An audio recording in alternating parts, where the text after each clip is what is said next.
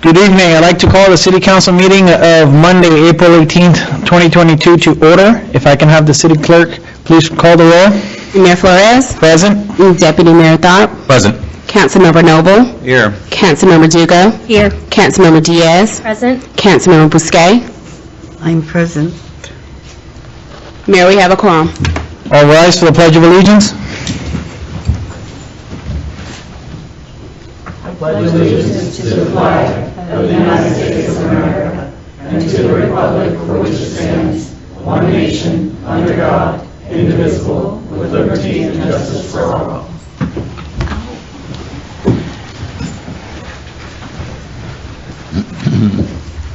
All right, moving on to agenda approval. Do I have a motion to approve the agenda? So moved.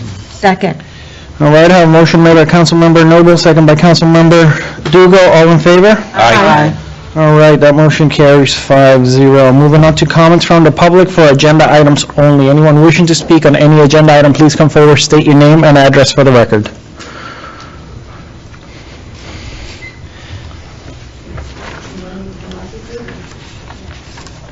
Hi, my name is Jancy Reinbold, and I'm a board member of the Park Point Community Association, as well as the president of Lucerne Park 25.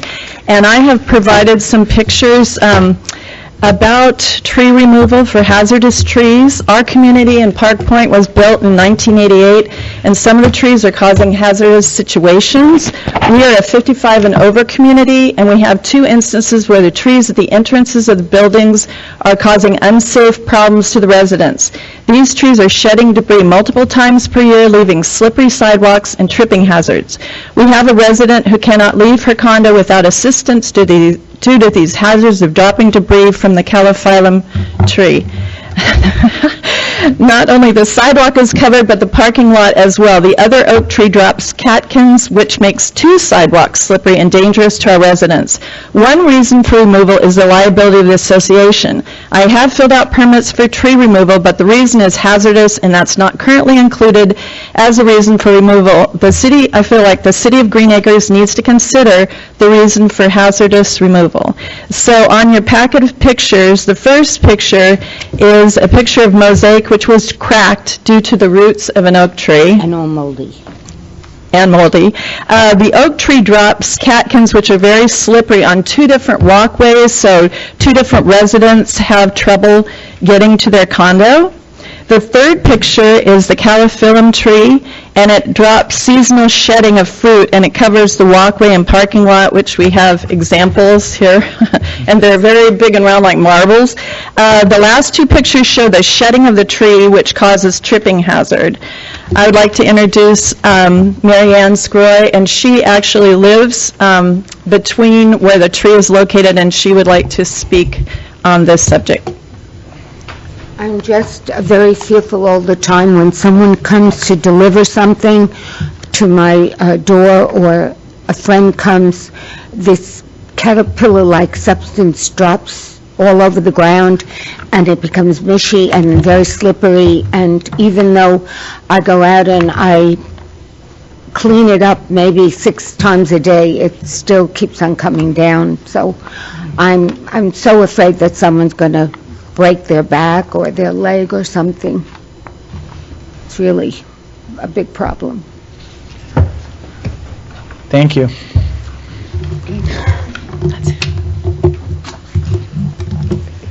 So just to let you ladies know, we'll be addressing this issue later on down on the agenda. Okay, Thank you.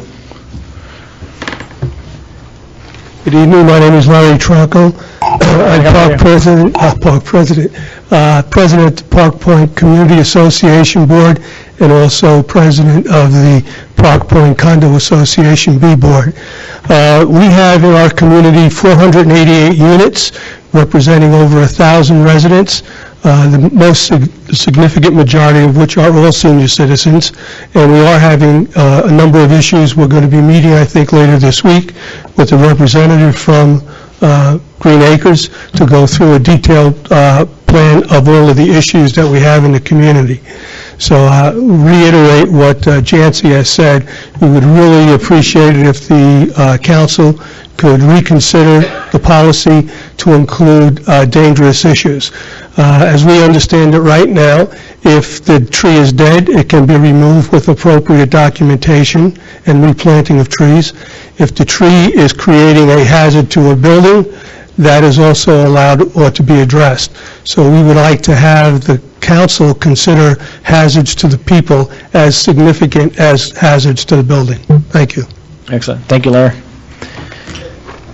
Anyone else wishing to speak?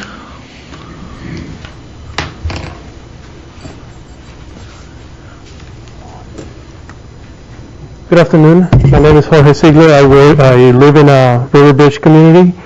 I'd like to bring out to the attention of this body that our bus stops should maybe be reconsidered with the palm tram. They really have no shading, and this is Florida. It's very hot. People that use public transportation could really use some shading, especially also in times of rain. I'd like for this body to bring it up to the palm tram and see if something can be done. Another thing, while I have the time, we really need to try to mobilize more of our city when it comes to voting. The voting number was very low, and I think it's something we really need to work on.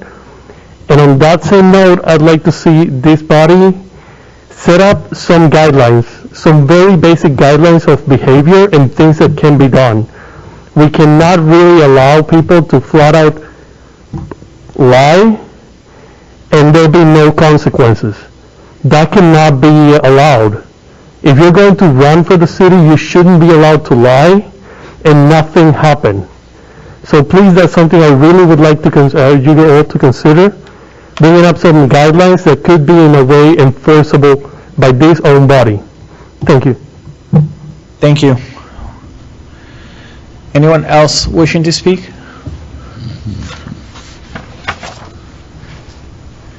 I'm going to remind people that this is on agenda items only. So when we get to just any comments, that will be in the latter part of the meeting. So anything to do with agenda items? Hello, my name is Nathan Galang from Santa Catalina Place. I wanted to speak briefly on the agenda item about the appointment of the deputy mayor. So I wanted to say, John Tharp has been a wonderful deputy mayor. I think he's shown the temperament necessary to do a good job in that position, that if there were any moment where the mayor can't do his duty, that there is a more than ready deputy mayor. And I just want to let the public here know that we currently have a good one, and I hope to see him reappointed to that position. That's all I have to say for now. Thank you so much. Thank you. Anyone else wishing to speak? All right, seeing none, we are now moving on to our special business. Our first presentation is going to be the legislative update. Today we have the Honorable Lori Berman for District 31 and the Honorable Representative Matt Wilhite, District 86, who are going to be doing the legislative update.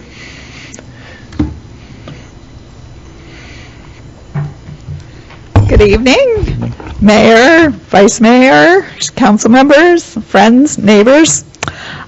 So we are here from Tallahassee, and we're going back to Tallahassee tomorrow. We'll talk a little bit about that.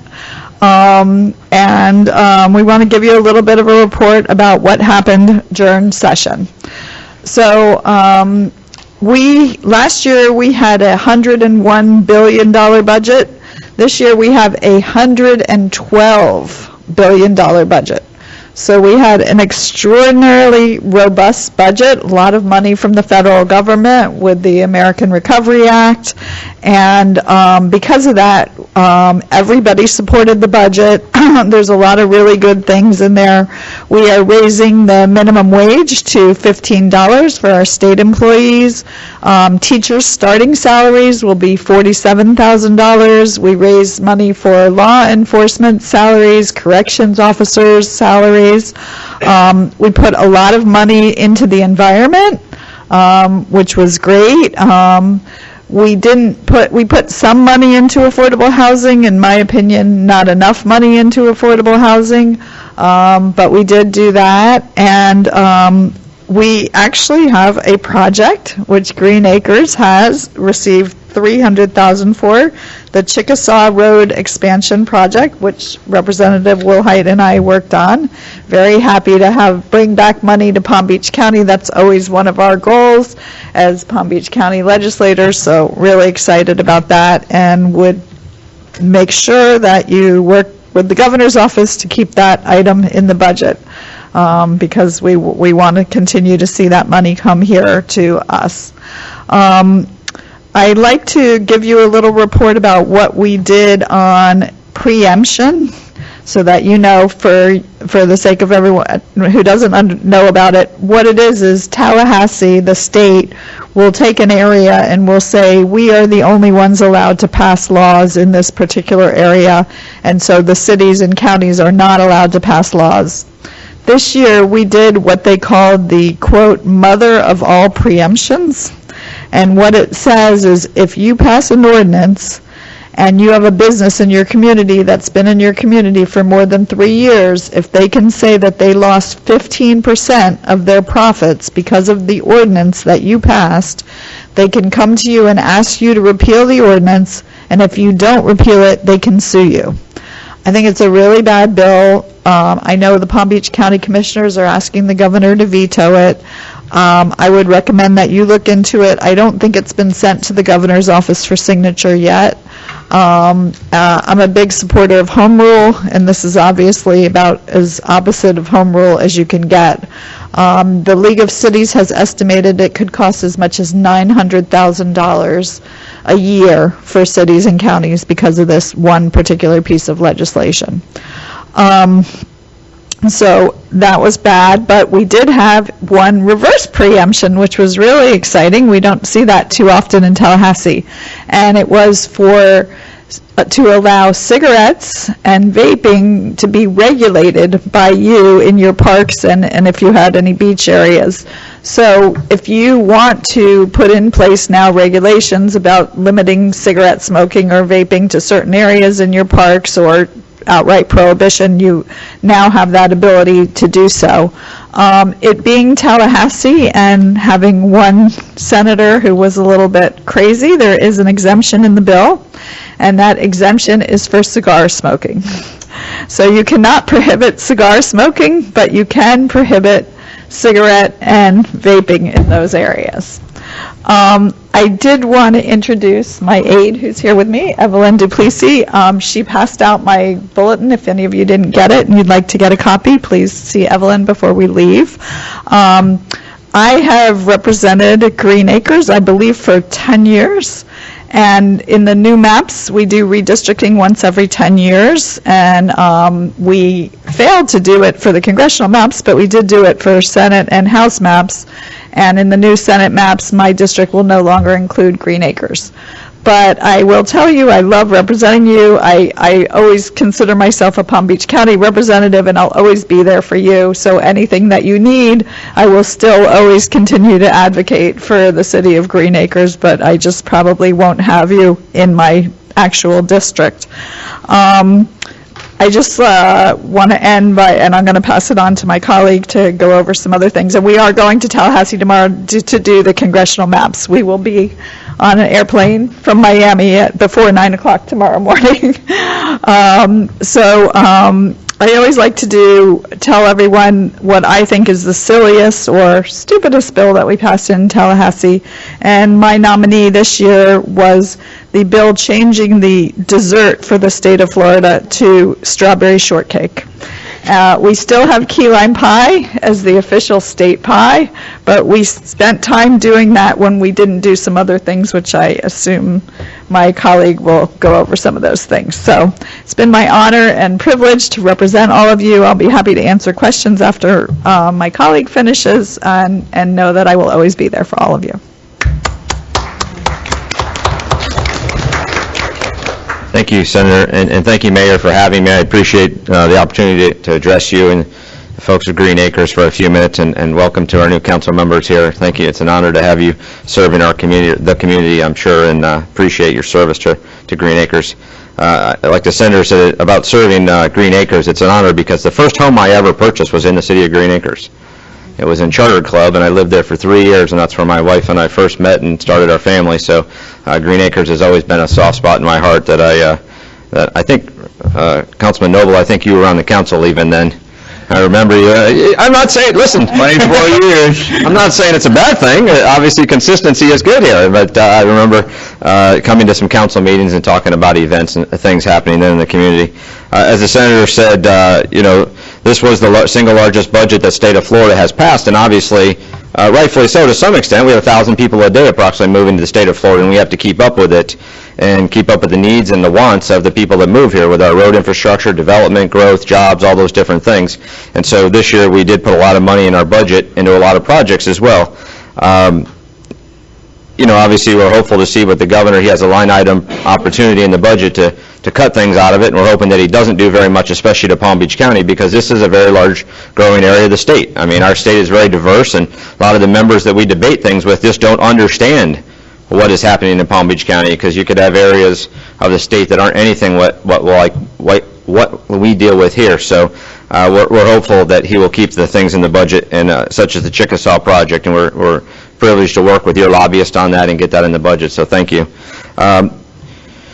The senator talked about what we did this year. I mean, unfortunately, there was a lot of things that we talked about that we spent a lot of time on, and I think a lot more of them were social issues instead of the things that people were dealing with at their kitchen tables every night.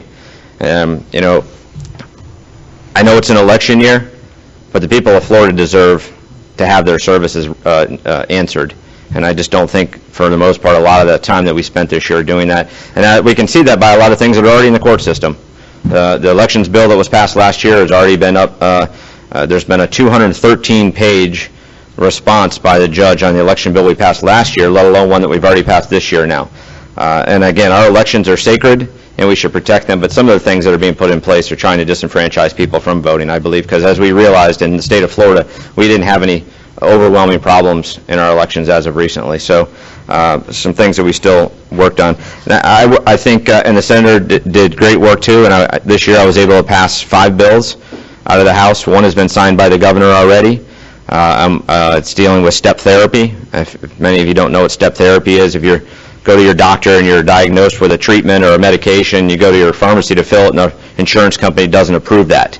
So then you got to go through another plan before you potentially get back to that one. And this will say that you, as a patient, get an answer of why it was denied and a protocol in place. So hopefully that'll help Floridians that are dealing with health concerns. Another one I dealt with that I've continued to work on, and I always continue to work on, is, and I'm thankful to see some of our veterans here tonight, so thank you for your service, but was dealing with veteran suicide. And we're still having approximately 16 veterans a day in this country taking their own life because they can't acclimate back into society or they don't have a job that fits them. And so as a Veterans Caucus, we really addressed this and tried to work on helping our veterans and supporting them. As a first responder myself, as a firefighter for the last 26 years with Palm Beach County, I work on a lot of first responder things. And so this year I passed a bill to allow our law enforcement, who their GPS and AVL information in their cars and radios was accessible by public records request, therefore putting their families at risk where they live and where they're located by an AVL. As we know, technology is made so much stuff available to tracking you, and so this would make it exempt from public records, except for in the case of litigation or investigation. Obviously, that should be that is all allowed to be done. Something else we worked on was our online training for our private security guards, to try and be able to do some of that online now instead of sitting in a classroom, to try and better themselves and their family to get a new job to be a security guard. And then a really big thing I worked on this year, that as we come into hurricane season, and now we say hurricane season is the most dangerous time of the year, and we have always joked about the 60 days in Tallahassee. Well, now it'll be 64 days because we're going up next week, and then we're potentially going to go back in May, I'm already hearing, which we already thought this was going to happen because, let's face it, folks, property insurance is a problem in the state of Florida, and we failed to address property insurance. And people that we talk about moving to Florida, we talk about home ownership and how we want people to come here, and when they try to buy a house and they have a mortgage and they can't get insurance, what message did we just send to them? There's only about 10 insurance carriers in the state of Florida, including Citizens, and they can't get in a policy. I've talked to someone today, their insurance went up 35% this year. How do we expect to keep hardworking people, working class people in their homes if they can't insure their home? And so something I worked on this year is an extension of the hurricane mitigation loss program. So if you have a mobile home, you can apply for funding to tie it down, to make it more safe and secure during hurricane season. And so that's up $10 million out of the catastrophic fund. And then on top of that, we added $7 million of general revenue to try and catch up with the backlog. There's 126 mobile home parks waiting for help right now. And so any mobile home communities in your town could probably advocate for this funding and try and apply to get it, to help them, again, to make their homes secure and safe, because a lot of our mobile homes and modular homes is affordable housing in Palm Beach County. And those are where a lot of our hardworking folks and service people are working. So that's a good bill. I'm really excited about that. And then the last thing I'll say about funding in our budget, and again, obviously we're open for any questions you have, we were able to secure in my district, in Loxahatchee Groves at Palm Beach State College, they want to build a new dental school to allow for dental hygiene. And I was able to secure $25 million in the budget to start building that facility. And we have $15 million in private funds donated. So hopefully, as soon as the governor signs that budget, it's a shovel-ready project. We can get that going, which will help. Obviously, we know dental care is a real need in everyone's life, and especially a lot of the workers that we have out in the western community. So I was really proud and happy to do that. I won't say what bills were good or bad. I mean, it's obviously debatable amongst every one of us. But it does seem like, strawberry shortcake is great, and it's great for our farmers, and supporting the strawberry industry and our farmers is super important, but I don't know that we had to spend a lot of time doing on it. But again, supporting our farmers is an important thing, and so if agriculture is what we need to send the message to, we support them, then we passed legislation this year to try and help them. So thank you again for letting us say just a few minutes. I have a few minutes of your time and your residents if you have anything. My aide, Melissa Santoro, is here. I thank her for the hard work for everyone that she works for and all of us. I did lose my other aide, Tom Vallio. He has gone on to potentially seek other office, and he was a great asset to our office for the last 6 years. So it's been an honor of all of ours to serve you and all the residents of Green Acres. So thank you. Thank you. Thank you. Thank you. Are there any comments or questions from the council? Councilmember Noble? Did you discuss at all the fact that the values of homes going skyrocketing here, and certainly in Palm Beach County, that tax, as a person comes here and buys a new home at a higher price, his tax bill could be double or triple of the previous owner? Has anything been discussed about the fact that this is going to be a great liability or maybe a detriment to people coming here? I mean, you are absolutely right, Councilman Noble. But there was no discussion about that. We're concerned about people moving here. We want people to move here, but we haven't really talked about the tax issue. But I will tell you, there are a lot of people coming in from out of town, and I don't know if they really recognize what they're doing, because when they see the taxes of the person before them, that was based on the lower value. And when they get their tax bill for the first time, I think there could be a big sticker shock. And I am a little bit worried about what we're going to see. We said about affordable housing, we didn't do enough. I mean, I think we put about $380 million, which is about 0.3% of our budget, 0.3. And of that, we did put $100 million for a program called Hometown Heroes. It hasn't been put into effect. They're working on it, but what it will do is give some money for down payments for our first responders and people, including EMTs and paramedics. So that's going to be a great program. We need that, but we need a lot more. I think we're heading for some real problems on the housing issue, and including the property insurance. And just as an aside, I usually mention that we didn't pass anything about Surfside either this year. So there are no changes to the building inspection laws. There's no changes to the condo reserves, anything like that. There is discussion. The governor announced today we're going back for a special session in May about property insurance, and it's possible they might add some of the Surfside issues at that time. But I think you're right. I think we're headed down a really difficult path, and I don't think anybody's planned ahead for it yet. I have another question. We have sizable trail parks here, and you mentioned about this program. Can you elaborate a little bit more so that I could reach out to these trailer park owners, what that program is? Mr. Mayor? Yes, thank you, Councilman. I'll have my staff get with you and your staff to get you the information about what it is. It was already a fund that was put in place. We just re-upped it for another 10 years. It was about to sunset this June, and so it's been in place for years, and it was ready to sunset in June. So we reallocated another $10 million for it, and again, then put more money in general revenue into updating some of the backlog in it, but we'll absolutely have our staff get with you and get you the information about what plan this and program this is to put in, that you can give out to your residents to try and apply for. I would appreciate that. Thank you. Yes, sir. And Mr. Mayor, just to follow up on Councilman Noble's question earlier about housing, okay, so we're talking about purchasing price, we're talking about taxes, we're talking about insurance, but we also didn't talk about and do anything. And listen, I understand that everybody has a right to do what they want with their property. I believe in capitalism, but I also believe in you have to be a good landlord.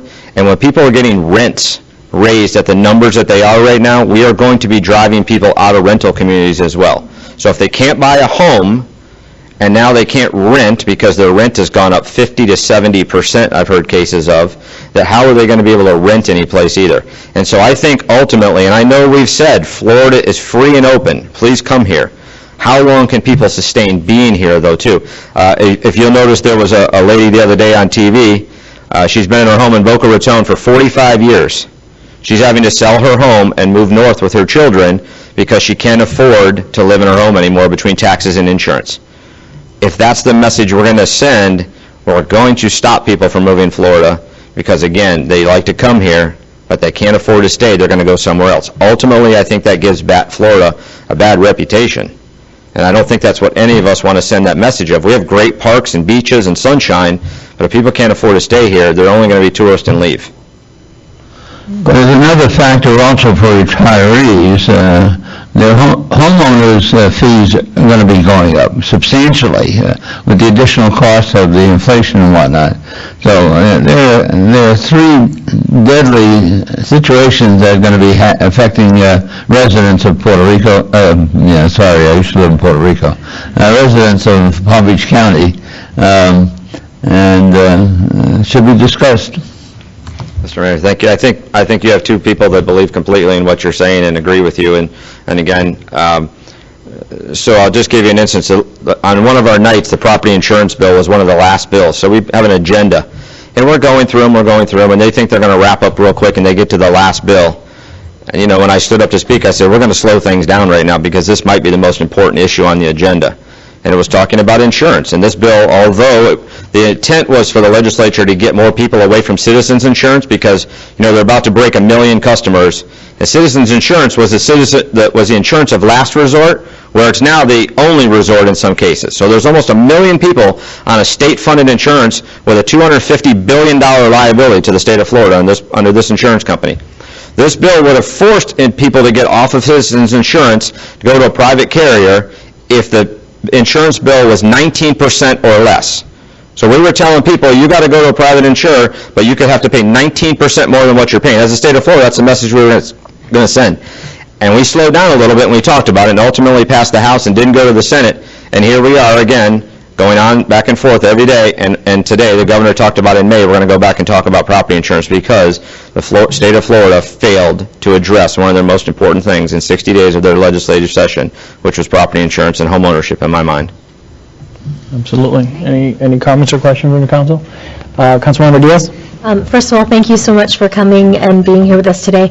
Just because it is a little difficult, especially on smaller computer screens, to kind of blow up how that new map is kind of looking, can you just maybe share with us what Green Acres is looking at as far as district numbers? I know there's been some shifts and some changes there with regards to the state Senate and the State House, please.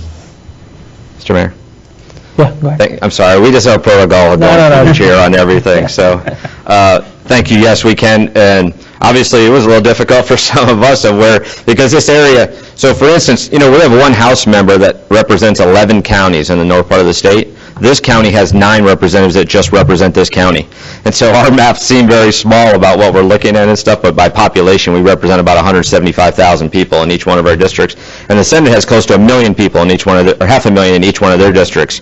So obviously, we're talking like the size of congressional seats at this point. But yeah, we'll absolutely share with what you can, with what we have with you about what these maps will look like and who will hopefully, and they should be set. They've been passed, they've been through no court challenges yet, and so the House and Senate maps should be in place. The congressional maps are the ones that, as we were debating the congressional maps, the governor was tweeting that he was going to veto them, ultimately vetoed it when it got sent to him, and has now called for a special session to come back, and we're looking at his congressional maps to pass this week, but hopefully those should already be in place. Who will be your House and Senate members for potentially the next 10 years? Thank you.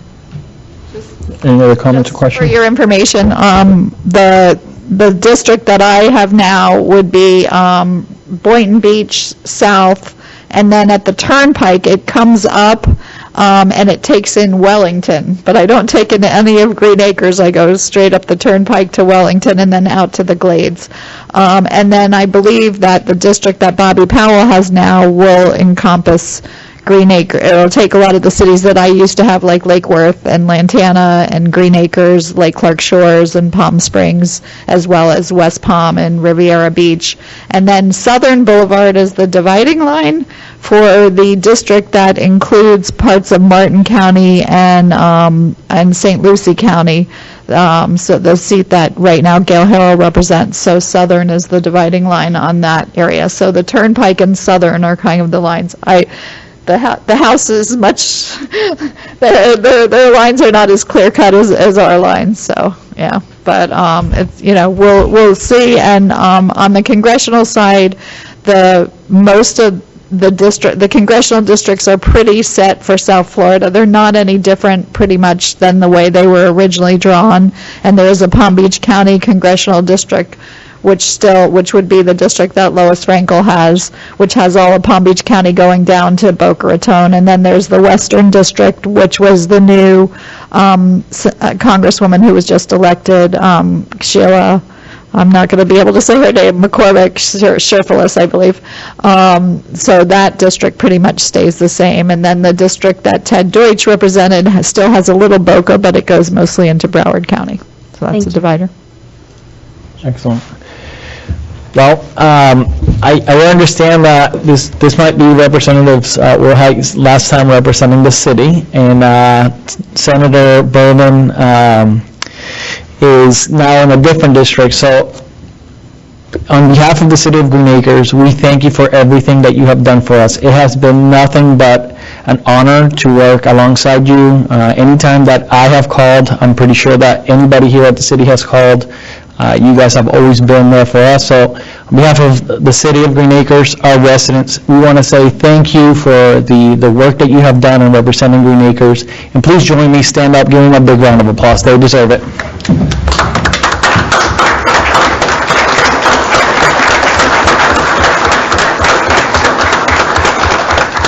Thank you, and good evening. Thank you.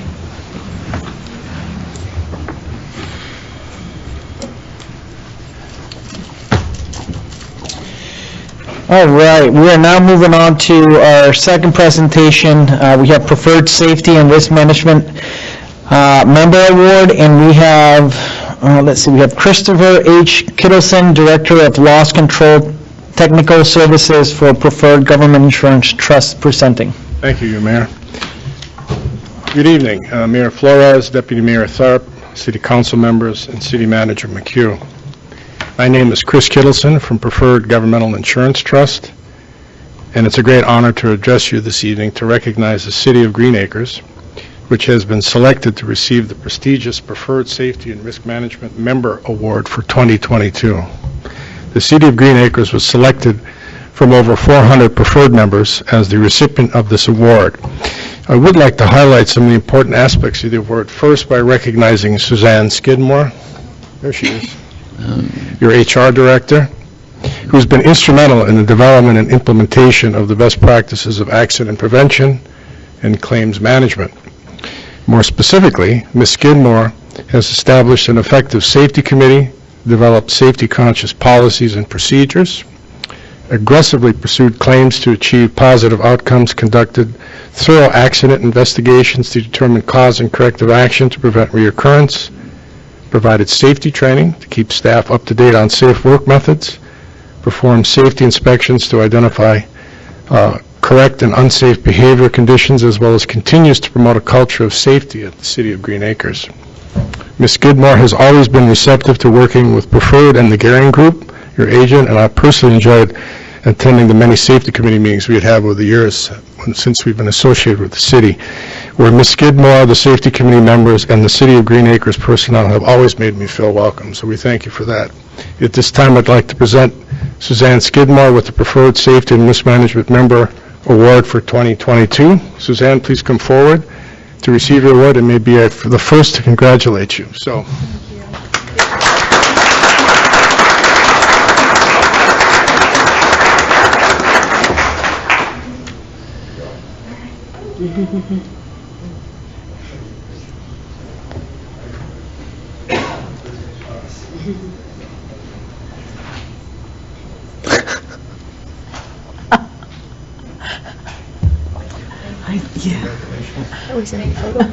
You want to say a few words, Suzanne?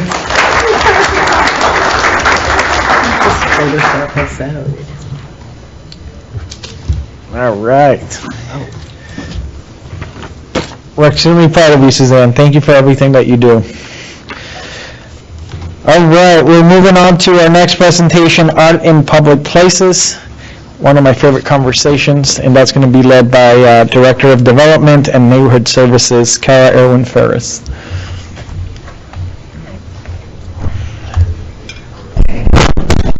Thank you. Sorry. So we're going to workshop a few issues relative to the Art in Public Places program that we're going to bring before you via ordinance to change the code in the next couple of months. We did bring an ordinance to the Planning Commission and talked about some of these issues, and there are a few of them, though, I'd like to bring to you before we actually bring you an ordinance to adopt. So let's...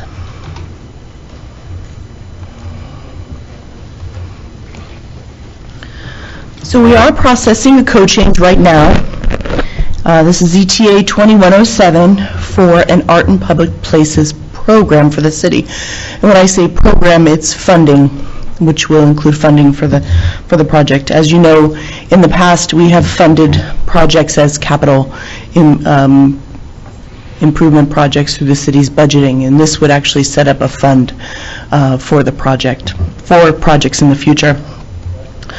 So we start out with a purpose. The city recognizes the importance of public art to enhance our public spaces, promote creativity, enhance community vibrancy, and provide the public with more opportunities to experience public art. So overall, you're talking about improving the quality of life in your community when you bring in public art. And you give, through many of the processes, you'll see, I'll go through all the different cities in Palm Beach County that have programs.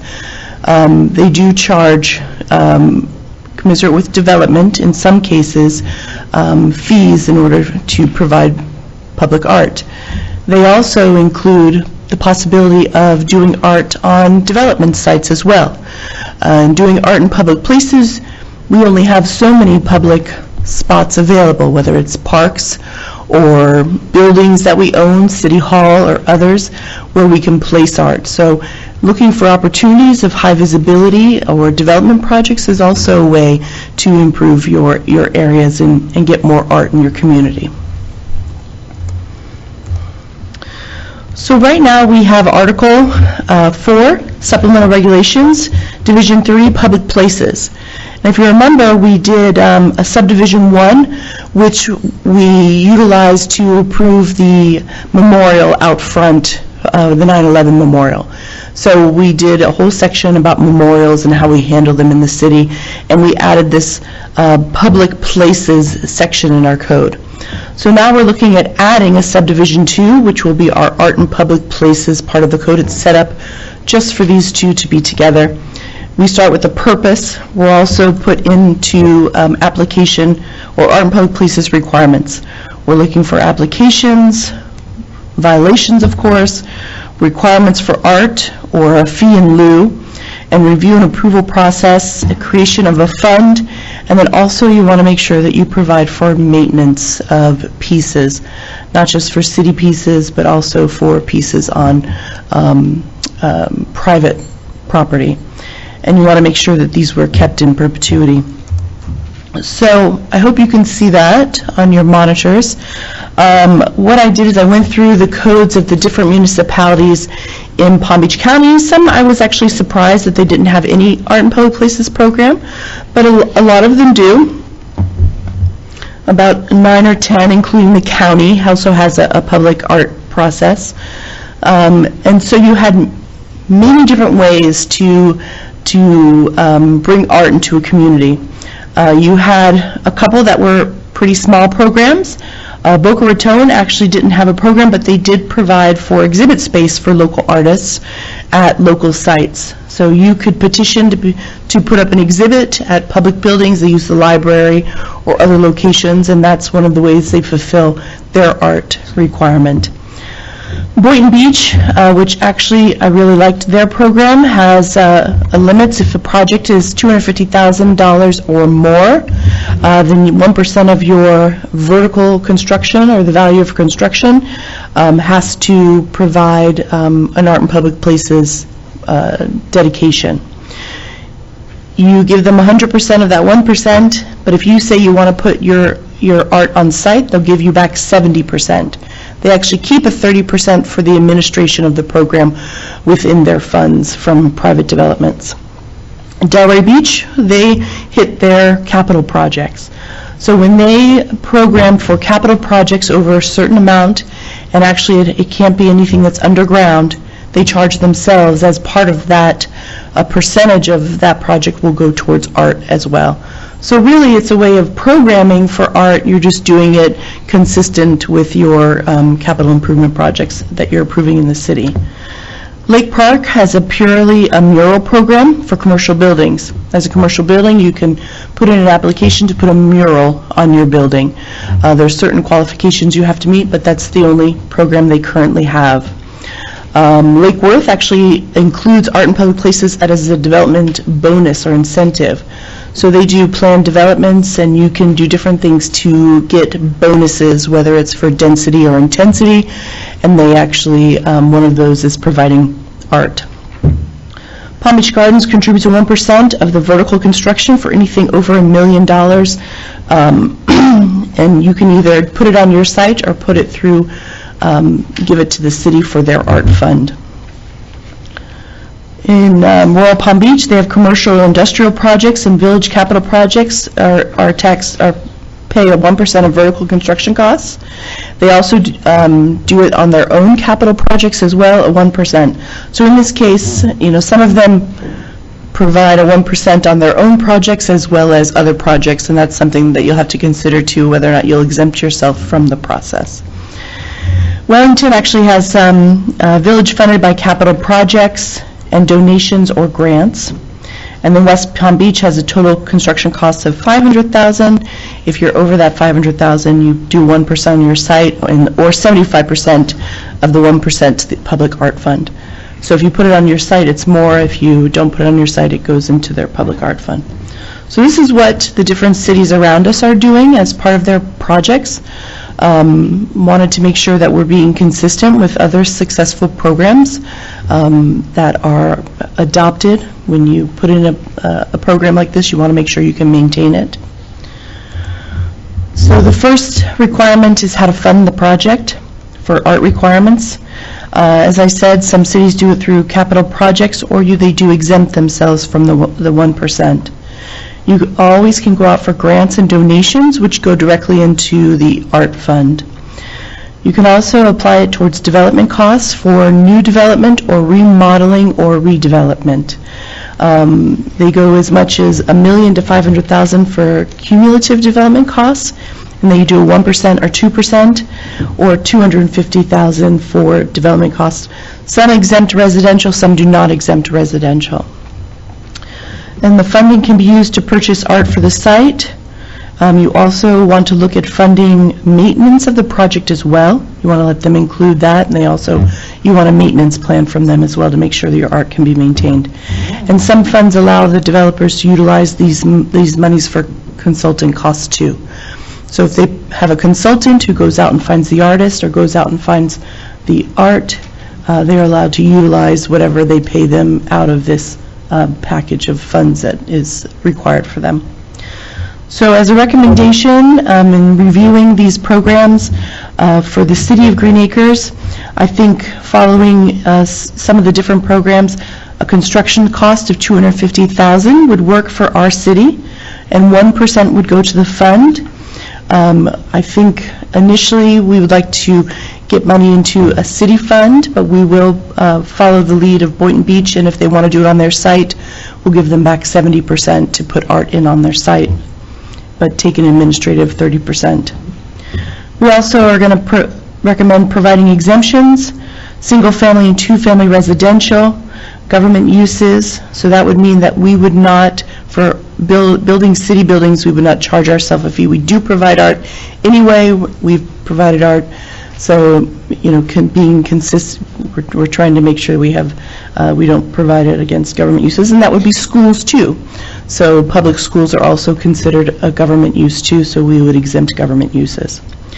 We also would exempt remodeling or changes from acts of God. So if a hurricane or a tornado, God forbid, came through, these would not be, the costs would not be come under this. We also would exempt affordable housing projects and routine maintenance for projects. Some maintenance contracts can get pretty hefty, and you know, if you have over 300 units and you're replacing everyone's air conditioning, that can be a very large contract, and it might meet the minimum, but it's really not one of the costs that we want to do. So routine maintenance is exempt from this. So I'm going to stop right there, and this is the first part of it, is funding. So the present, as we're moving along, initially we were looking at different, you know, looking at $1 million or $500,000 in vertical construction costs, but I think $250,000 is a more appropriate cost. Sometimes when you have cities who have these much larger costs, like Palm Beach Gardens has the $1 million, it's because they want extremely large, substantial pieces that can stand up on the corner of a property, and smaller budgets don't really get them there. So they pushed their vertical construction costs up to $1 million. West Palm does the $500,000. I think Boynton's used the $250,000 to kind of get some funding into their ability to do art in public places is a good start for us as well. We're built out, so there's not going to be opportunities for large-scale development. We are looking towards some redevelopment projects, which would be a part of this, but having a $250,000 where you can do remodeling or other, you know, smaller projects would help us provide a fund. This, you know, because we are like 99% built out. Any comments or questions from the council? We're good? Okay, all right, we'll move on. So the next is art requirements, standards, and approval. So one of the things that happens when you go through this process is standards for the art. Location and visibility, where are you going to put it? Are you going to integrate it into the site? Are you going to put it on your highly visible corner? You're going to require lighting. You may require landscaping to integrate it into a project. And of course, removal is not permitted once they utilize it as their requirement for art in public places. So currently, we're looking at some different cities have boards or committees that they create. And they are the ones who, in many ways, look at, they'll do a call to artists. They'll have a project, and they'll be the ones who pick the artist, and then they go back and they pick the art. And then they take that artist and that piece of art to the council, who has final approval, of course. But it's already gone through a lengthy process to get to that point. So in this process, you know, we're thinking about starting small. You know, if people want to come in with an art project, we would treat it as part of the development project. We would do the due diligence as staff through our DRC process, and we would just verify, is this an artist who has, you know, a portfolio?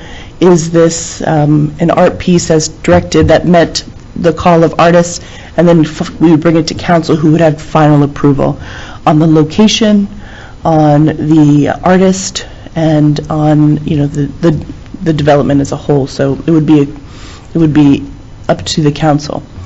So moving on down, so as our recommendation, that's what we're recommending, is that we kind of use our development review process to bring you a piece, and then council has final approval. As you get to the point where maybe you want to fund larger pieces, you can always put together a selection committee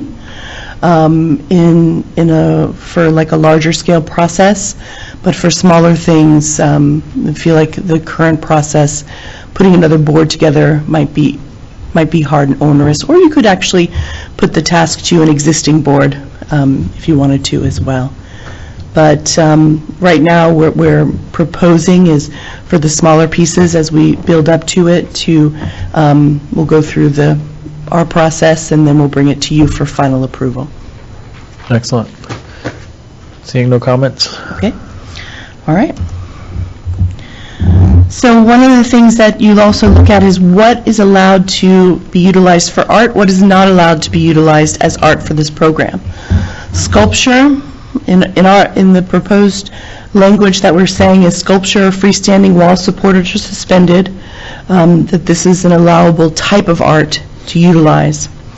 Murals or portable paintings in any material, variety of materials. Some cities don't allow murals, some cities are very behind in putting murals within the city. Fiber of works, neon glass, mosaics, photographs, prints, calligraphy, earthwork, or any combination of forms of media. I've seen benches with artwork made out of tile that becomes integrated into a site for people to sit and view the art made out of clay. Furnishings or fixtures, including but not limited to gates, railings, lighting, street lights, signage, seating. These are elements that can be put into a project as long as it's approved. It's an artist who's designing it. Also, they can be made a part of the building as well. So different types of glass offer different types of reflection, which has been used in different types of art pieces throughout the city, both in Palm Beach County and some of our cities.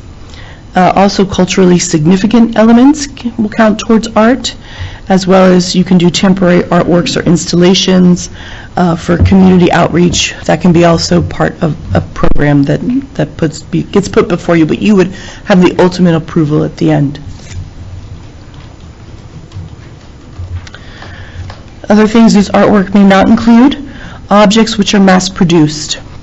So garden art that you can buy from a catalog or buy from on-site lot, it's not considered art and it won't count towards this program.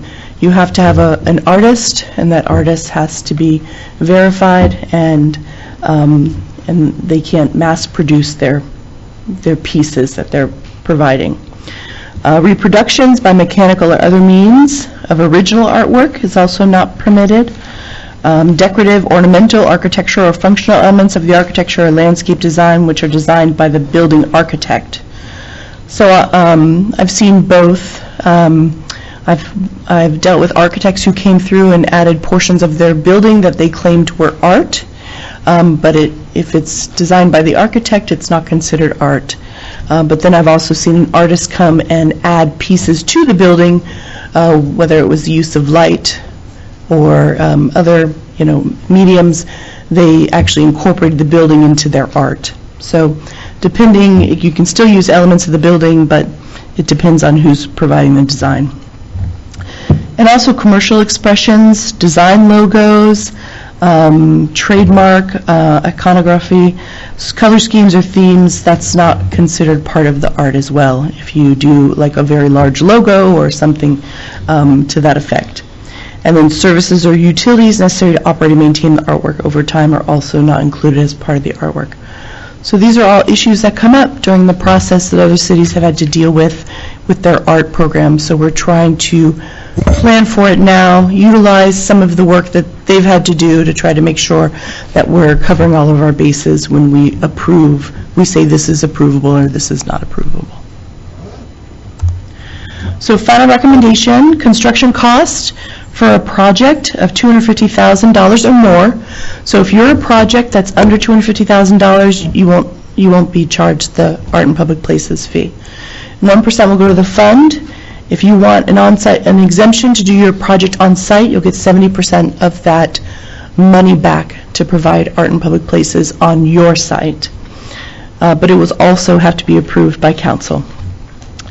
Also, provide exemptions. We're proposing to provide exemptions for single-family and two-family, which are duplex homes, residential government uses, remodeling from acts of God, affordable housing projects, and routine maintenance. Those things will all be exempt from the program. And then we're proposing that staff will do the due diligence and make recommendation to City Council, but City Council will have final approval. And as the fund increases, we're recommending you may want to reevaluate that time to put together a selection committee, maybe for one piece, or maybe it gets to the point where you want to have an art committee that looks at all of these projects before they come to you. Thank you. Thank you. Quick question, Kara. When we have the exemption for single-family and two-family residential, does that encompass larger projects that include many different single-family homes? Yes. So it wouldn't be towards single-family projects or townhomes that are also considered single-family, and then duplexes, but multifamily would be included. So if they're building a community, they would not have to contribute to this? Right, a single-family or townhome community, but, or an affordable housing community, they wouldn't be able to, they would be exempt, but multifamily projects like commercial rental projects would be. Got it. Okay. Are there comments or questions from the council? Councilmember Dugo. I had a question on the allowable art when you said video. I thought there was a video allowed, so I immediately thought, okay, am I looking at a wall of a building with a projector and video? Did I misread that? I don't. It's before this. This is the not include. Okay. Here we go. And video systems. Okay. So, depending on where the location is going to be, some of these projects are maybe internal, depending on if it's a public project, like a mall, for instance. Most of the people are coming into the mall. Most of your traffic is going in, so they might let you do an internal exhibit, something. Okay. But okay. You're not, for the most part, projecting things onto a wall is not considered art, so you're not going to have to worry about video projections or, movies shown. All right. But okay, I get it now. Yeah. Thank you. Any other comments or question? I have Councilmember Busquet and Councilmember Diaz. I'm just curious. As you said, we're 99% built out. So there's annexations that are probably, well, not always. Some of them are built before we annex. Mm-hmm. But do you have any projections on how much money this is going to generate for this fund? I don't. It's a great idea, but I don't really see, I don't understand how there's going to be a significant amount of money, so. Which is why we've reduced the minimums. So originally, talking to other communities for $1 million minimum or $500,000 minimum for vertical construction, we wouldn't see things like that. But for $250,000, you can have like a renovation budget or redevelopment for a project, or some of these smaller redevelopments of parcels along our major roadways, like Lake Worth Road. So you will see redevelopment will bring in some of that money. But you're right, we're 99% built out, so you're not going to get the big bang for large-scale projects that are going to come in for 30 acres or 50 acres. They're going to be smaller projects. I like that you're excluding residential, so thank you. Sure. Councilmember Diaz. Thank you. This is exciting. I don't know. Okay, sorry about that. This is very exciting. The economic impact that the arts has in Palm Beach County is huge, and being able to capture some of that here in Green Acres is very exciting. I did have a few questions with regards to the artwork on the public site, on the private sites, making sure I'm understanding that would still be subject to, whatever it is still subject to approval? Yes. Okay. Is there anything being considered or discussed any sort of provision to incentivize the developer to use a local and/or Palm Beach County artist versus going outside of Palm Beach County? No, but if that's something we could incorporate here. Perhaps We could do explore it first, at yeah. least, see if other municipalities are doing anything like that. I mean, it's always great to be able to generate our local economy. And I did have a video question as well. And I wrote down like 4G mapping. I didn't know if that was considered, like some of these art installations you see, which are like the projection. I didn't know if that was what you were thinking. For the most part, you're talking about sculptures or structures that can be seen from, whether it's the right-of-way, or if you're at a park and you're walking through a park, it'll be like at a more intimate level. I think in some cases, the only ones that I've ever seen utilizing that type of video where projections are internal to galleries. So if you had something that was doing an internal exhibit, or said they wanted to use their money to fund exhibits for local artists, that could be a consideration. But it would ultimately, you would determine where do we want to be? Do we want big pieces on major corridors, or do we want our parks? Do we want our public places? Do we want more in interactive pieces internal to the site? Some cities, they have large budgets, so they hit the outer edges of their project, whether it's on an adjacent roadway, you can see it, or the roadways within their development. But I think with these smaller budgets, you might be talking about more intimate type pieces that people pass by or walk through, or as part of a development internally. Okay, great. Well, thank you very much. Sure. Anyone else?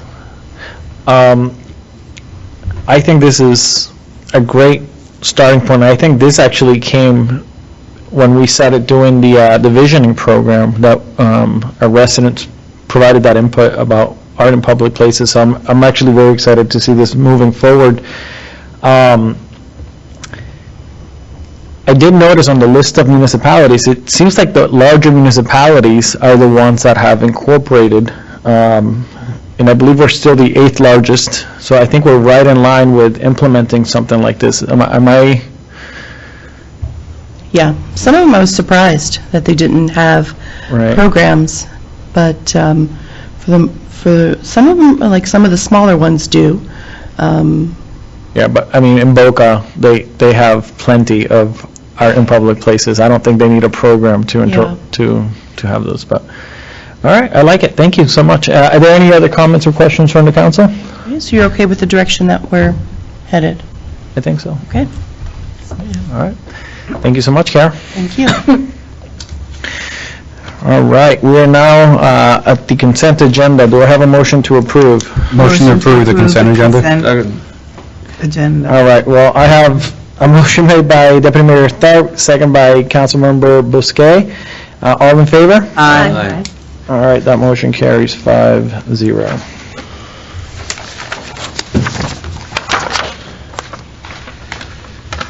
All right, moving on to our regular agenda. Tonight we have public hearing for ordinance 2022-10, second reading. If I can have our city clerk please read the ordinance by title. Ordinance 2022-10, second reading, repealing Chapter 2, Administration, Article 3, Boards, Committees, Commissions, Division 2, Code Enforcement, adopting a new Article 8, Code Compliance, providing for severability, preservation, conflicts, codification, and an effective date. All right, and once again, we have our Director of Development and Neighborhood Services, Kara Erwin-Ferris, presenting. Thank you, Kara Ferris, for the record. So this is second reading of Ordinance 2210, and this is changing our code to accommodate code enforcement compliance. I went over the changes with you in detail in first reading, so I want to hit some of the comments that came up before I get back into the changes. One of the questions that came up is about kind of like records as far as what kind of work code enforcement is doing out there. So this is from your March department report, where they're looking at during the period, so this is almost a 6-month period of time of the past year, looking at active inspections. So when you have an active code case, you have to go out and inspect it. through the process. So at almost the half year, they're doing about 231 in a month, and a little over 3,000 at the half point of the year. So you'll probably get anywhere from 6,000 to 7,000 at the end of the year. In the month of March, they started 92 new cases. We have 4 code enforcement officers that are out there now. They're dividing the city up into zones. We have 1 officer that works on issues relative to people doing work without permits and handles those projects, because they do come up quite a bit. And then we look at also cases complied. So a lot of these cases that come up when they get their first notice of violation, they have a certain amount of time before their case or becomes a case and it gets processed to the special magistrate. So in March, there were about 60 cases complied. Current open cases, they had about 276. So these are cases that are open and haven't been complied yet in the system.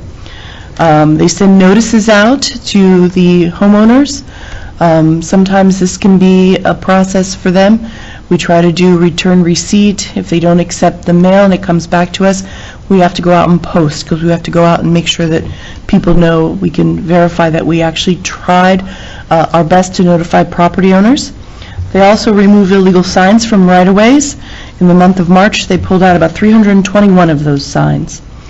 Then they also do inspections not related to active code cases, questions, or they did about 231 of those in March.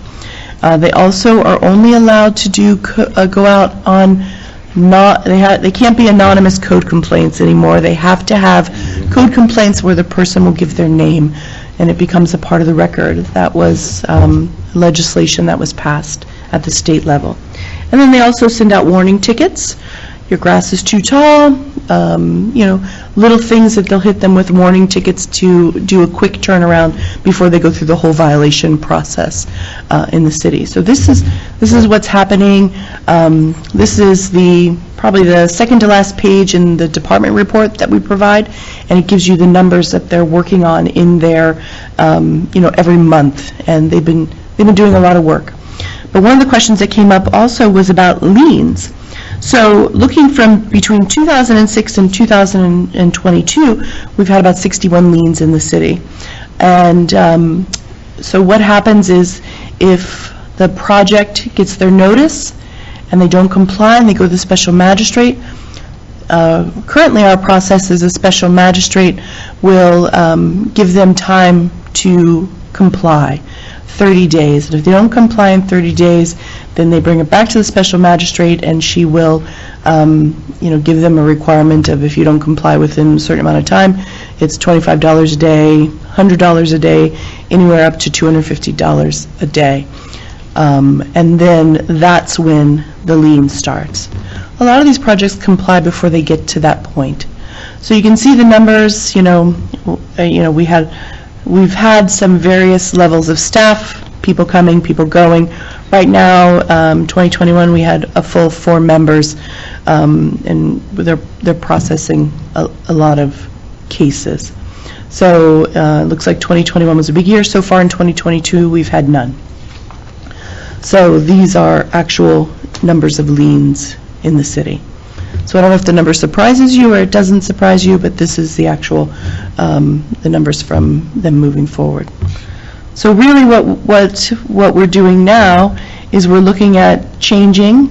Like I said, we're deleting what's existing in the code, but a lot of it we're just putting in another location that's more appropriate for it. We took it out of boards and committees. We're giving it it's under a different division. We're changing some of the process to make it more efficient, and we're adding a new alternative citation process, and we're adding also for the amnesty. So like I said before, this is just more of what we presented to you the first time. These things haven't changed. We're removing Chapter 2 administration, where we have code enforcement under boards and committees, and we're adding Article 8, Code Compliance Division 1. We're also setting up the process. It's consistent with Chapter 162. Notification by the officer given reasonable time. A more efficient process, the initial notice may also include notice of hearing, so that we don't have to send another notice out. And we also put in provisions to catch repeat offenders, people who do the same type of offense over and over. What usually happens is this could go on for multiple offenses where they comply right before the end, but now what it's setting up is we'll actually take them for the second offense, we'll take them to the special magistrate. Even though they'll be complied, they'll have to go before the special magistrate if it becomes a repeat issue. We're also adding in administrative costs. It'll be by resolution, and we're allowing a violator to request a fine challenge hearing, and they have 20 days. We also put in the process for the conduct of hearing, the waiver of hearing procedures, administrative fines, the duration of a lien, it stops at 20 years, appeals, 30 days to the circuit court, and then we also put in requirements for the liens.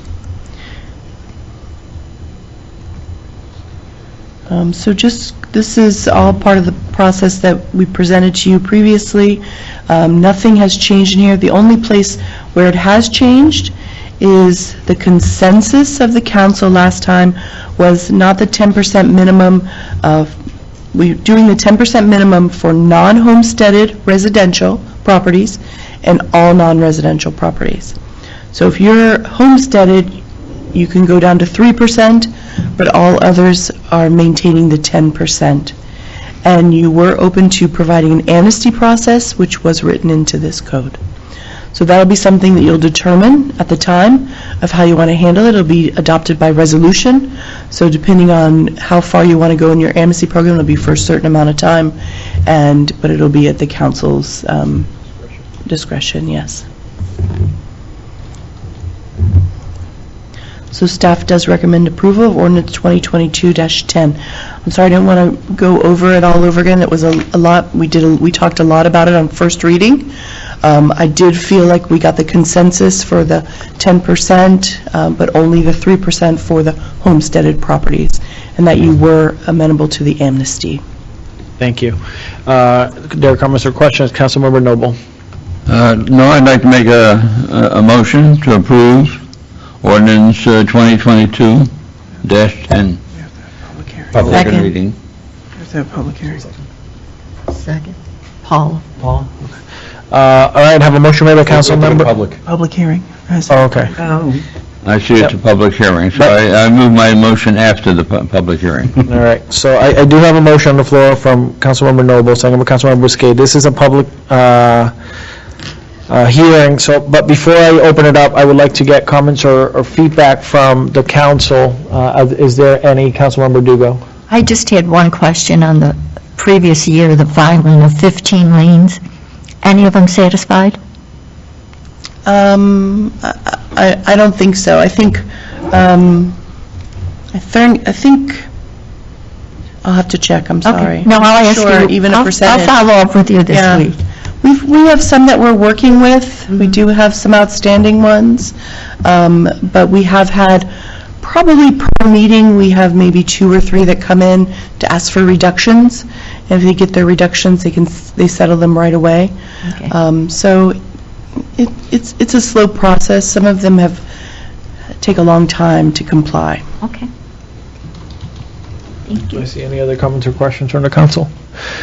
All right, at this time, I'd like to open public hearing for Ordinance 2022-10. Anyone wishing to speak in favor of the ordinance, please come forward, state your name and address for the record.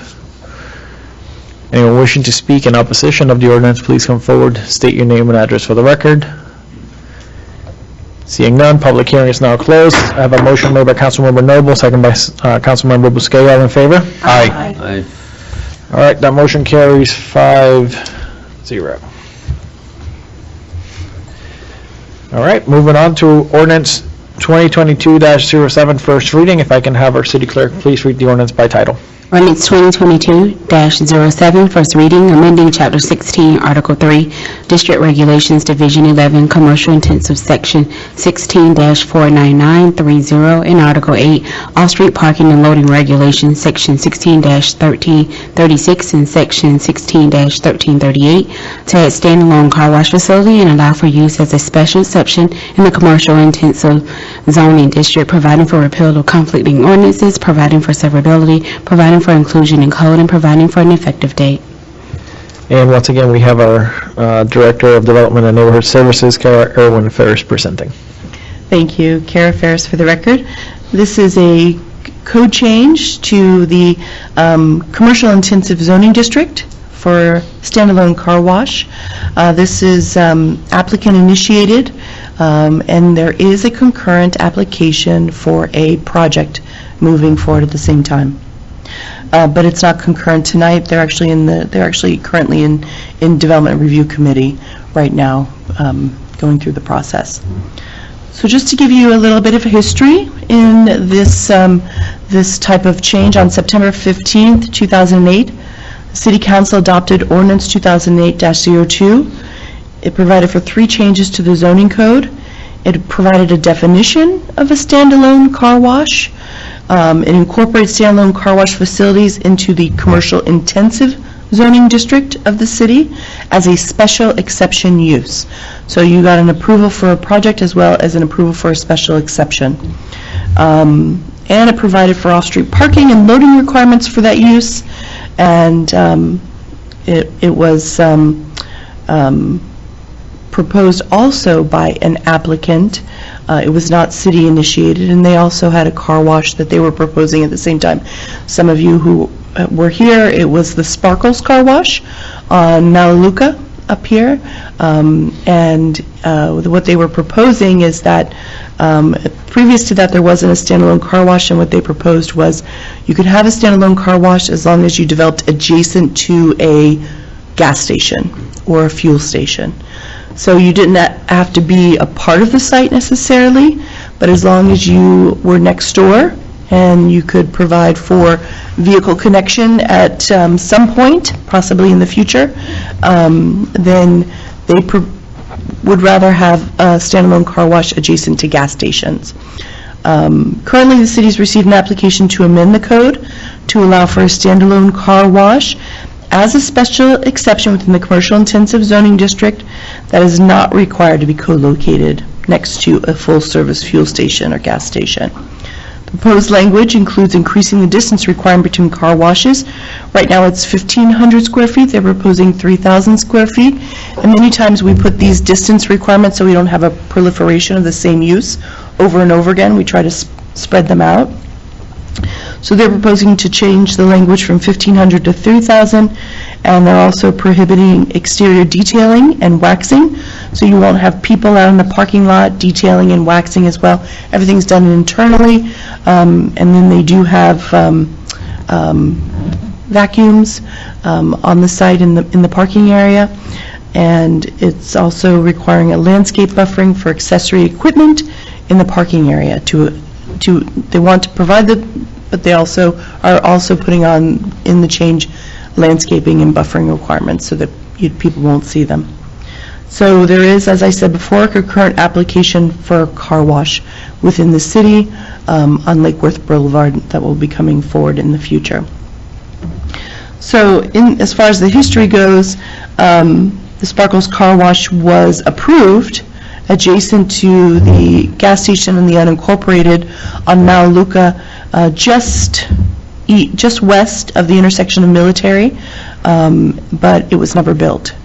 So there has not been a standalone car wash built next to a gas station as part of these code requirements in the city. So what we have before you is an applicant who does want to build a car wash, but they don't want to have to be limited to adjacent to gas stations. Where is the location that's being proposed? It is the old Steak and Shake on Lake Worth Road. There's a drive-in restaurant right next to it. Sonic. Sonic. I'm not sure you're aware of it. When you're going from west to east, it's almost impossible to see Sonnet. It's hidden. So, if this is approved, is there some way that you can make both Sonnet and the new car wash visible from traveling west to east? Invisible, do you mean there's signage or the actual buildings? Signage and even the building, yes. So in the case of the car wash, we are proposing buffering so that you can't see some things, but they will have signage out on the road. That parcel has one entrance shared by many different sites. So based on the boundaries of where your signage, that may be the issue with Sonic as far as their signage, but we can look at that and see, but we can't require another site to provide signage for this site for Sonic, but we can make sure. They will share the same entrance with Sonic. They do. There are access agreements that run with the property. Yeah. I'm just bringing out the fact that there's something unfair to one of our businesses. You cannot see Sonic when you travel from west to east. Okay. Let's leave the questions to the end of the presentation. So the changes that we're proposing in the CI district, this is only for your commercial intensive zoning districts. Right now, we're changing the minimum distance of 1,500 to 3,000 feet. And this is the shortest airline measurement between the nearest point. There is a standalone car wash and unincorporated west of this. It's over 4,000 feet from this property, just to give you an idea of the distance location. We're also removing the requirement for it to be adjacent to an existing gas station or full-service fuel station, and providing a vehicular cross-access. And we're also taking out the requirements for limits to the county collector or urban arterial, and we're limiting it to the urban principal and arterial roadways. Our gas stations themselves were limited to certain areas, so that's why this is consistent with that. But for the CI district, we're taking away some of these limits as well. So we're also adding requirements for the use itself. All washing facilities and equipment shall be within enclosed buildings. You want all of the equipment to be inside a building, except the vacuuming facilities and air pumps. They're located outside of the building. They're subject to limitation, allowing operation of the exterior vacuum facilities and air pumps only during the hours of operation. So people can't drive up when it's closed and utilize these facilities. Exterior detailing and waxing shall be prohibited, so you won't have people doing exterior work on the car that work for the facility. And special landscape treatment shall be considered to mitigate visual impacts of exterior vacuum equipment on the adjacent right-of-way. And also, if the opening of the car wash facility faces the adjacent right-of-way, then the opening shall be screened from view of the adjacent right-of-way to the greatest extent possible, so that pass-by traffic cannot view the mechanical washing equipment inside the building. Some of these properties have a short linear footage on the roadways, and they're deeper. So when they turn the facilities towards the road, so for the best extent possible, we want some landscaping to buffer that. So they're also proposing changes to the parking, but it's consistent with the use, and they're also made some minor changes in the definition itself. Sorry, not the definition, but the parking requirements. Staff does recommend approval of ZTA 2201 on first reading. Thank you. Are there any comments or questions from the council? Deputy Mayor Tharp, then Councilmember Noble. Kara, quick question. With regards to the residential community to the south, and I think my first concern was the vacuums. I don't know how much noise they generate. So definitely a concern. What are the proposed hours of operation? I mean, I know we're not there yet. So we don't have any limits in this section of the code. We do limit individual projects. They do have a limit proposed right now voluntarily. I'll let the applicant address that, but it's not included in the code change that I'm presenting to you now. Yeah, I know we're kind of getting ahead of the game, but just... You want to address the question? Good evening, Dwayne Dickerson on behalf of the applicant, attorney with the law firm Dene Misco-Backman, offices at 14 Southeast 4th Street in Boca Raton, Florida. Of course, I have a full presentation, but as always, Kara gave a very thorough presentation, so it's not worth repeating, but I'm happy to answer questions. The first question is, usually the hours of operation are sun up to sundown, so we're anticipating approximately 7 a.m. to about 9 p.m. We are in constant communication with the adjacent homeowners association, so we're working with them, and we're very confident that we'll mitigate or eliminate any potential negative impacts there. So we'll continue to work with them as we go through this process. Obviously, if this is approved, we do have to come back to you and your planning commission for our site plan, and I think we'll be the first one, so we'll be the guinea pig, but we're up to the task, and I want to thank Kara and her staff. We've worked very closely with them. We think this is the right balance between us as a corporate citizen, your residential citizens, and of course, what's in the best interest of the city. So. One last question, Kara. 3,000 feet in layman's terms, a mile? How far is 3,000 feet? 5,280 feet is a mile. So half mile, roughly. A little over. Okay. Yeah. So are we stifling potential competition on Lake Worth Road by this half-mile buffer on either side? Well, I mean, that is something that to consider. We usually put them in these conditions because it's a special exception, and it's part of the special exception for the use that we put limits on it. If you find in the future that these limits are causing issues, applicants, just like this applicant, will have the opportunity to put in an application. We've also had the same situation with gas stations, so they request variances sometimes for those distance requirements. If if it's an unincorporated project, or that is the issue to them, because there's no differentiation between whether it's an unincorporated or the city, you have to meet that distance requirement. Right. So that's something you can work into the future. Okay. And again, just the noise concern for the residents to the south is I think my biggest issue. Councilmember Noble. I move that we approve ordinance 2022-7 on the first reading. Second.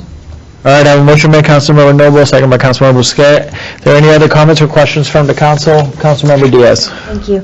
I just had a couple quick questions. Have the neighboring businesses been notified? Neighboring, we've heard Sonic, and I believe we have, the thing is right next to or near the bowling alley, I believe is right there as well. yes. So when they come through for their site plan, their special exception will require a 300-foot notice. Okay. So it goes out from the edges of their property in all directions. Okay, So and there at will be that notice. time, any sort of backup, we've seen some of which is great when you have a business that's thriving and you see, especially with car washes, that backup of cars that sometimes does happen, that all gets addressed at that same point. Yes, the queuing, that's part of their site plan review process. The engineering and staff review that. They have to meet minimum requirements. Okay, thank you. Any other comments or questions? I think that's my main concern too, is cars backing into Lake Worth Road. One of the things that I've been working with Captain Moore and yourself is traffic patterns and some of the issues that we've been having with accidents and so on. So to me, making sure that we don't have another Starbucks issue happening on Lake Worth where there are cars waiting to turn somewhere. Right. Especially during traffic hours early in the morning and in the afternoons. So to me, that would be a priority, making sure that queuing system is, I'm assuming you guys are going to design this in a way that it wraps around or something, so it's not going to be, people are going to be waiting on a main thoroughfare. Yes, sir. Mayor, if I may, where, this isn't the site plan tonight, I'm chomping at the bit, lawyers love to talk, right? But I'm gonna keep my piece into the site plan, but I will tell you this, the design is awesome in how we get cars off of the major thoroughfare, how we get them onto our site safely, how we stack them, so I think you'll be very pleased when you see the site plan that we've done it the correct way. Excellent. I'm dropping hints, Yeah, I got you, I'm taking notes. All right, so I have a motion made by Councilmember Noble, second by Councilmember Busquet. All in favor? Aye. All right, that motion carries 5-0. Thank you, have a good Thank day. you so much. All right. That qualifies for art in public places, right? Sorry. All right. Our next item is a quasi-judicial ordinance, a replat of Bremen Honda. We have Kara Irwin Ferris presenting again. It's me again, Kara Ferris. This is a replat that takes care of an issue that's been around a long time. So in 2004, L.C. Swain was approved to be built. At the same time, Bremen Honda was coming through the process. They were also doing some changes on their site. And Excuse me, Karen, I'm sorry. We have to do the quasi. sorry. Yep, no worries. All right, so I apologize, that's my mistake. This is a quasi-judicial hearing, so we have to ask our clerk to administer the oath. Those who will be providing testimony, please stand and raise your right hand. Do you affirm that the testimony you're about to provide is the truth, the whole truth, and nothing but the truth? Yeah. Thank you. You may be seated. All right, and at this time, I'm going to ask the council to disclose any ex parte communications. I'll start to my left, Councilmember Busquet. None, thank you. Councilmember Diaz. None, thank you. Councilmember Dugo. None. None from myself, Councilmember Noble. None. And Deputy Mayor Tharp. None. All right, handing it back to you, Kara. Okay, so this was the Bremen Honda and the school were both going through the process. Bremen Honda got through their approval, their plat was approved, and then it turned out that the school, L.C. Swain, needed some property from them to accommodate the extension of the access road that would, that currently services the school. So there was some property that was traded at the time, but the applicant was asked to please come back and replat, which is an expensive process, in order to show the difference between the original approval and the changes that were made to accommodate the road right-of-way. They had some areas that was drainage and set aside that now they gave to the school or traded with the school to accommodate the road coming through. So now it's 2022, and we finally got them through the process to complete this plat. It has been a long process.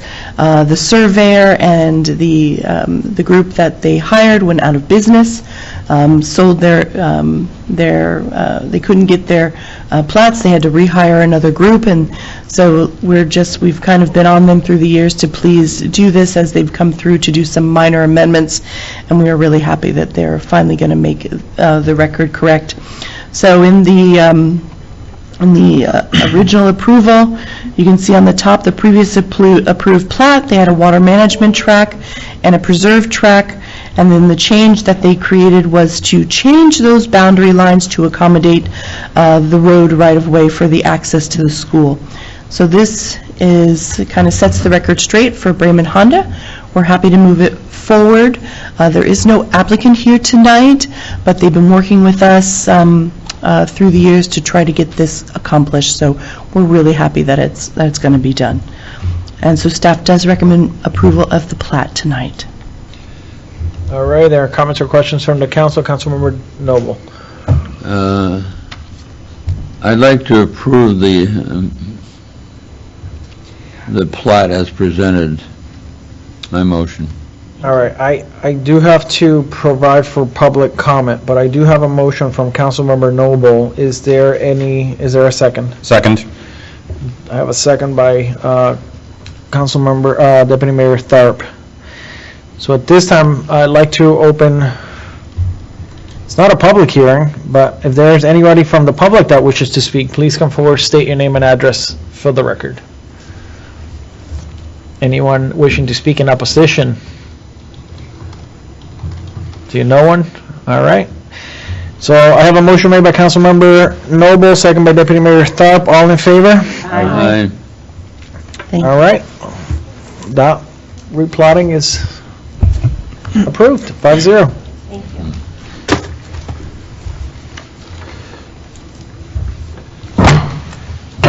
All right.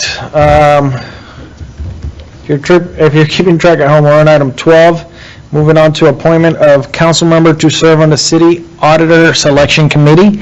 And we have our City Manager, Andrew McHugh, presenting. Thank you, Mayor. Title 14 of the Florida statutes outlines the auditor selection procedures and requires that each government entity, prior to entering a written contract, shall use auditor selection procedures when selecting an auditor to conduct the annual financial audit. The committee must, at a minimum, consist of 3 members, 1 being from the governing body. The city entered into its current contract with Nolan Holt Minor in 2015, and we've exhausted all extension provisions of the contract, so we are required to issue an RFP for auditing services in accordance with the requirements outlined in the Florida statutes. Any costs associated with the audit would be included in the annual budget once any professional services contract is entered into. Staff is recommending the appointment of one of the members of the City Council to serve on the City Auditor Selection Committee. We do have the 2 other members of that Auditor Selection Committee are city managers from other municipalities that have gone through the process, so they are very familiar. Also, our purchasing director is also a part of the process, and she will guide and lead that process as well. But one, as Florida statute states, does have to be a member of the governing body. Comments or questions from the council? Councilmember Noble. I nominate Judy Dugo, who has experience in this area. All right, I guess I'll defer to Councilmember Dugo. Do I get a second? Well, I want to get her feedback before somebody seconds it. I'm listening for her to second it. Oh, I'll second if she would like to do it. We have a second, but I want to defer to her, give her opinion. I mean, I serve on a financial institution board. I'm familiar with audit selection process. I can do this. No. Is that okay. saying yes? Yes, I can do this. Okay. Yes. All right, so I have I guess a motion made by Councilmember Noble. I have a second by Councilmember Diaz. Are there any comments or questions from the council? Seeing none, all in favor? Aye. All right. That motion carries 5-0. All right, our next item is discussion item. We have Green Acres American Legion Post 258, and we have our city manager. Actually, the next 6 items are going to be led by our city manager, Andrew McHugh. I thought it would be easier if I came down here, since I have 5 or 6 items that I can then see all of you as I talk through this. Normally, we don't do a summary, an item summary for discussion items. We just list those as the topic for discussion, but understanding that we do have a lot of items on this evening, and just there's some background that I think is important to discuss as part of each one of these items, I thought it would be good to create an item summary for each one of these. So if you can bear with me, I will go through some background, provide some analysis. If there is any legal associated with it, I will offer those thoughts from our legal and then make a staff recommendation in the end, if that's okay. Okay. If you guys want to have a seat, the chair will refer to you if you guys are needed. Okay.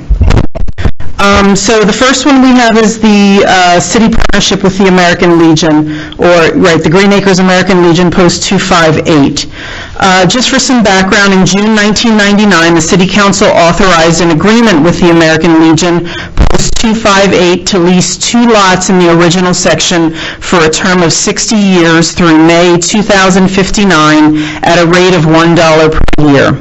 Through this agreement, the American Legion built a 1,500-square-foot Legion Hall building and associated parking.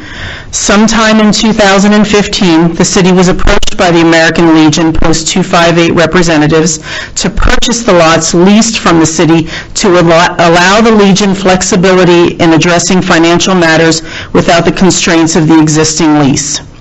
On October 5th, 2015, the City Council authorized the sale of the 2 city lots to the American Legion Post 258 and the termination of the lease agreement upon closing of the sale of the 2 lots. In February of 2016, the American Legion Post 258 sold the Legion Hall building to JM Contracting Group, LLC, who subsequently sold it to the United Pentecostal Church of West Palm Beach. Following the sale of their property in 2016, the city was not aware of a new Legion Hall or any other space located in the city where they held meetings or events. In an effort to help reestablish the post, the city has offered space to the American Legion at a discounted not-for-profit rate, and the Legion has rented space at the community center for meetings here and there. The city recognizes the value of having the American Legion Post 258 in the city and the benefit a local location can be to city veterans and their families. The city unfortunately does not have dedicated space to offer the Legion at no cost. Staff is recommending that we continue to provide space to the Legion at the not-for-profit rate and partner with the Legion however possible to support reestablishing Post 258 in the city. Some of that partnering could be they could have booth space at the city events, whether it's 4th of July, our extravaganza holiday in the park. There are different events that we have at the city where we would be able to provide that exposure. In support of them, we could potentially do some things on social media to hopefully outreach and get local veterans involved in Post 258 to make sure that they're aware of its existence and hopefully participate in what they're doing. So that is our recommendation, and that's where we are on that item. Excellent. Are there any comments or questions from the council?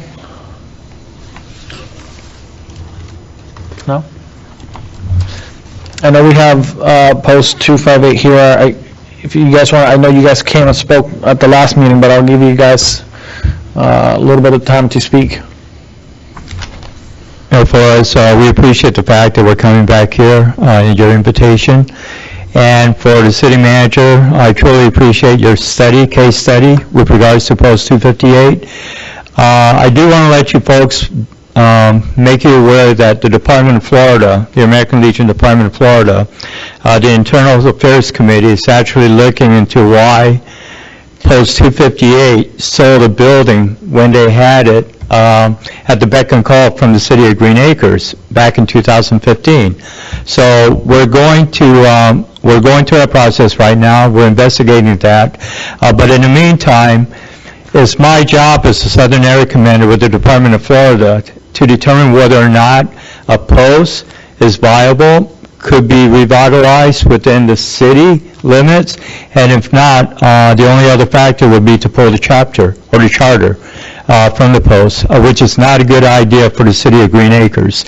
You have roughly about 16 to 700 veterans here in Green Acres, and we want to make sure that not only are we supporting the veterans and their families within the community, but we're also supporting the community itself. You know, Representative Wilhite was up there and he spoke about suicide veterans, suicide in veterans at 16 per day.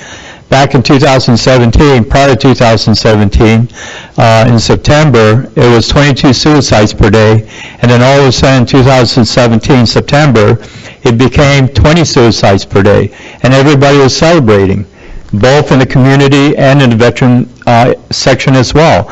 One suicide per day amongst anyone within the community is just too much, whether a veteran or a member of this community. And that's what we're here for.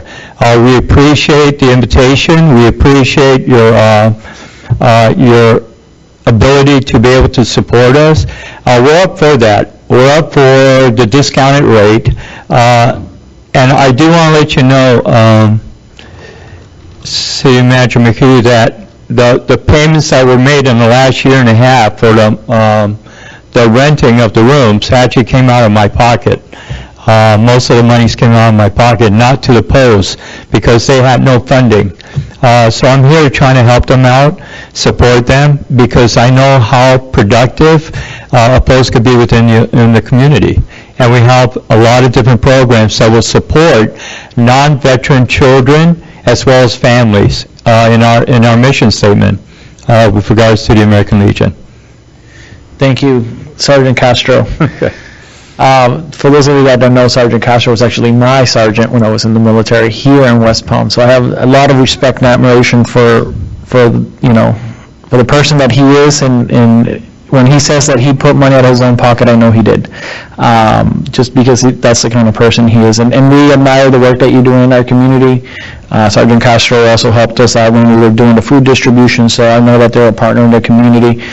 From the city standpoint, it's tough because we have a lot of different nonprofits that come before us asking for help. And what we have tried to do is not play favoritism. I think our staff has done a great job at making sure that our resources are distributed equally to all the nonprofits, and that's why we have the nonprofit rate.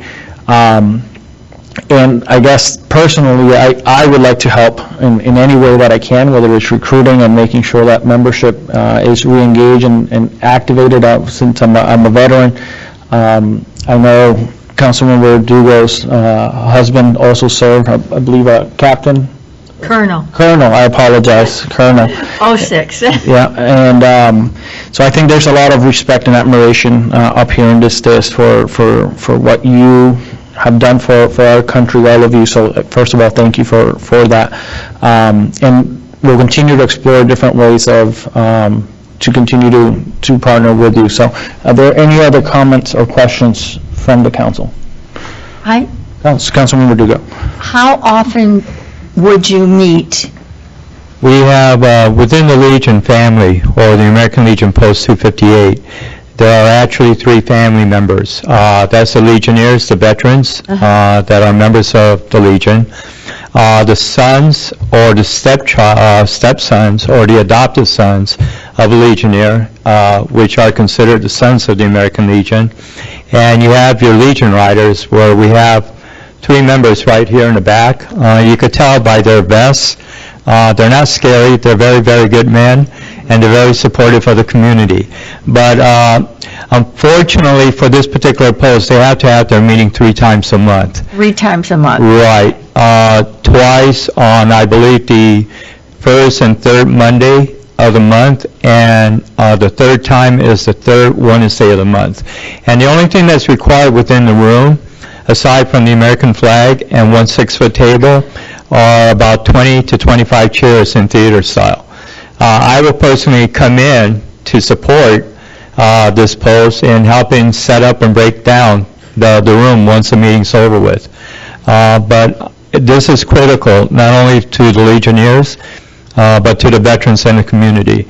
I do want to bring up one point, and I don't want to shoot my foot here, but if an opportunity ever came up with regards to another building being available, I've been reaching out to the county to see whether or not there's a building within the city limits of Green Acres that's owned by the county where they could actually support the post, and we will do the right thing. Unfortunately, the 2 individuals that were in charge of this post years ago, we're approaching them to find out what happened.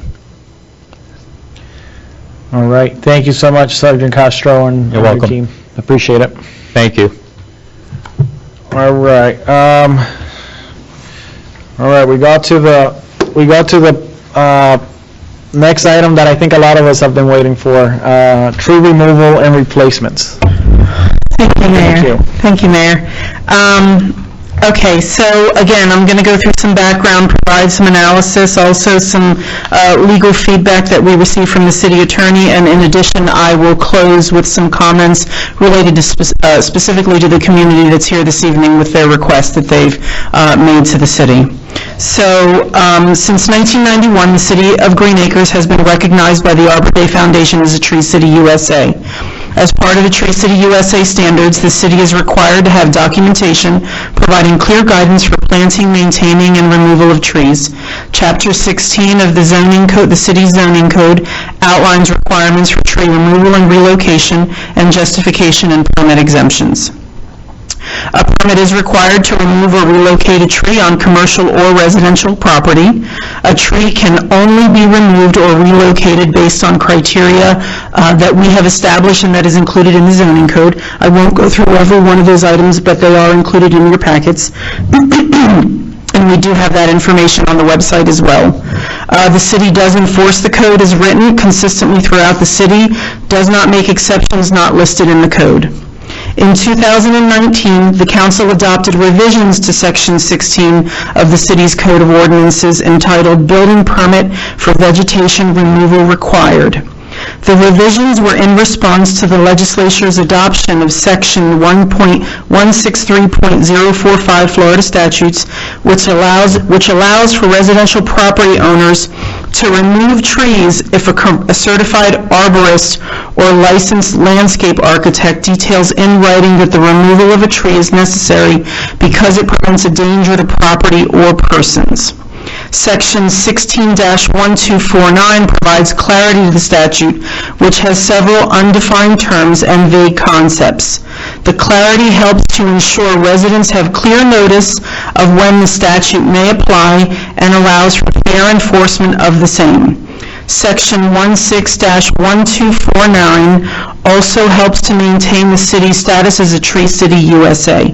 The process provides in the Florida statute is only for removal on single-family lots, not applicable to residential common areas or commercial lots. Now, based on what the zoning code provides for, based on the criteria of Tree City USA, staff does recommend the city continue to enforce the zoning code and Tree City USA standards. With respect to the community here that's here this evening and provided some information, and I believe some information for your review as well, Park Point does not have a landscape plan. There is a master plan, but it does not have any detail on there. If the community does desire to make a change, there is a process that they will need to go through with the city. It's not just a permitting process.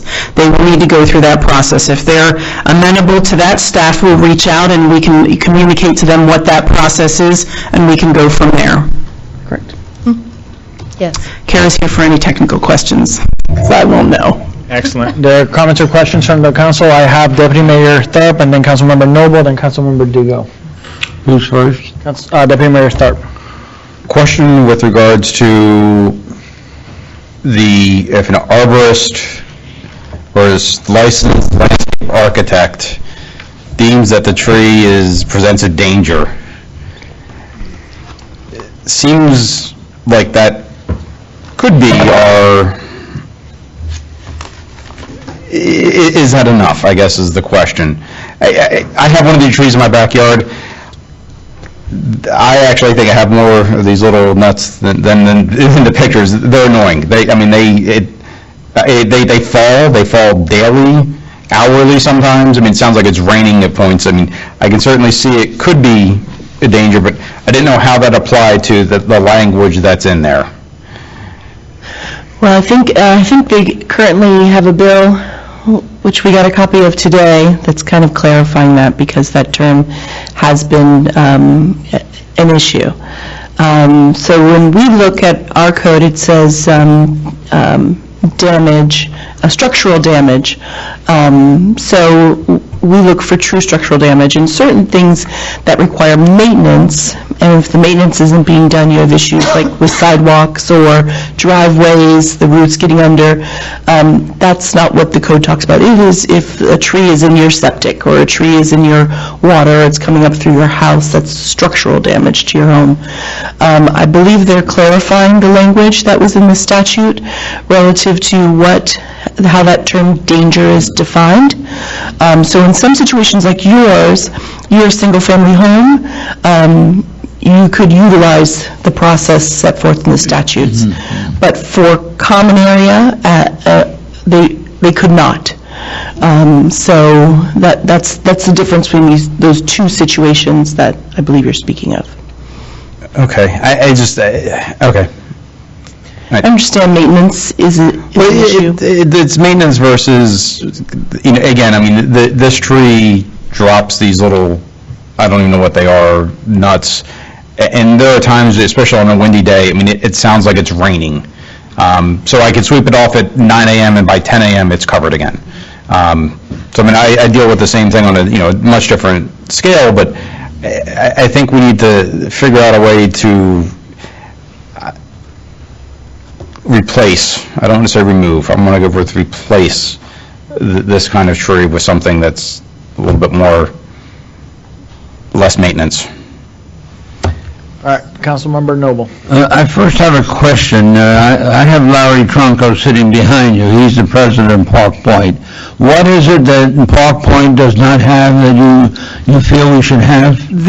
Park Point doesn't have a landscape plan. There's a master plan, but there is no landscape plan for Park Point. I don't know if it's when it was built, whether it was not required at that point, but there is no landscape plan. And that's required before what?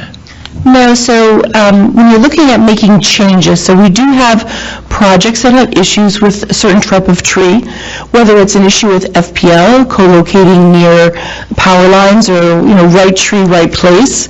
There are a lot of trees that were planted years ago that create issues, a black olive tree or others. We've let people come in and change. For instance, Riverbridge came in and they redid their whole landscape plan, and they went from the oaks to a palm, but they had to change. They had to meet the minimum requirements, and they basically completely redid their landscape plan. So they came through a process and got that approved, but they had to meet the code requirements for it. So, for instance, in some developments, it may be older, they may not have a detailed landscape plan. So how we work with them is the trees that are there become part of their project, and if they do have issues with individual trees, we go by the code. Is it dead, dying, or causing structural damage? And then we can approve, and usually it's a replacement, because we don't have, like for a single-family lot, we have a requirement for a certain number of trees based on the square footage of the lot. Right. So it's one tree per every 1,500 square feet, but on a Right. project like that, we wouldn't. Yeah, I hadn't finished my comment, so. Sorry. All right, so I will assume that Park Point will get the landscape plan, okay? But what I want to bring out about this whole concept is that I consider it replacing new trees with old trees, because when we built Park Point 40 years ago, we put in nice, beautiful young trees. Now you go there, and many of them are nice, beautiful trees, but there are one or two here and there that have turned out to become monsters. These monster trees are dropping things on people's houses, their roadways, there's personal liability, there's personal damage to an individual or property because of these monster trees. So I don't see any reason why we can't change the policy where there's a case where we can put, and we're not taking the tree out, we're replacing it with a new tree, okay? That will be the safety of our citizens, the safety of property. I think it's simple and smart. Now, there's no cost to the city. I don't know why we're objecting. And why is this that we have to have lawyers getting into it? Our lawyers have to talk with your lawyers about a tree. I mean, this is ridiculous. A landscaper should be talking to somebody. And this is something that's simple. I don't know what we're making a big deal out of it.